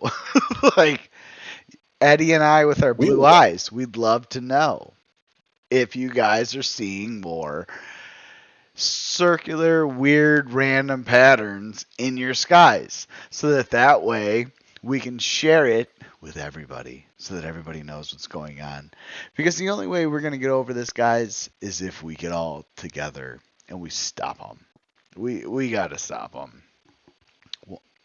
Yeah. One thing I did hear the other day that makes a lot of sense is, you know, we spend a lot of time, us as a population, spend a lot of time going to our government and like protesting right on the government. But we really need to be protesting our fucking corporations. Like, think about it. If we went and protested in front of Monsanto, do you think we might get more accomplished versus protesting in front of, like, say, the Senate building? I'm asking you, Eddie. Yeah. Yeah, Oh, right? sorry. like, like, we probably would. Or if we Okay. go in front of Guess Jeans and say, hey, or go fuck Nike. Nike's everywhere. Nike's in every big city. They got a big stupid Nike building, but yet they're still doing atrocious things to children and making child labor in all these other countries. Like, do you think if we all stood in front of Nike, we'd make a difference? Possible. It's very possible. Instead, we'll go to our government that's like, oh, hey, I was just paid $100,000 from Nike to get you guys out of here, so get out of here. It's like, okay, what the fuck are we doing? You know? Like, that's the joke. That's the joke of it all. Same thing with Amazon. Dude. So, just as an FYI for everybody, we got Club of Rome, Council on Foreign Relations. Those are going to be the next two topics, which will actually be pretty good because we can kind of put those together because they're two secret fucking societies that we don't know nothing about, even though the Council on Foreign Relations is supposed to be a paid-for U.S. taxpayer-funded organization, but we hear not much about it. And then after that, we got Crop Circles, Dead Sea Scrolls. Then we got Diana Diane and The Face on Mars. So the next couple are going to be a couple of bangers. And as we go into, oh my God, as we finally make it into like 100 pages, we got a whole lot to go, man. So I'm excited about it. I am excited about it. I'm looking forward to the next 30 chapters, I'll say. 30 chapters. Dude, like, Okay. it's fucking ridiculous how many fucking chapters there are. Oh my God. It's a joke. It's a joke. I'm done counting. There's so many.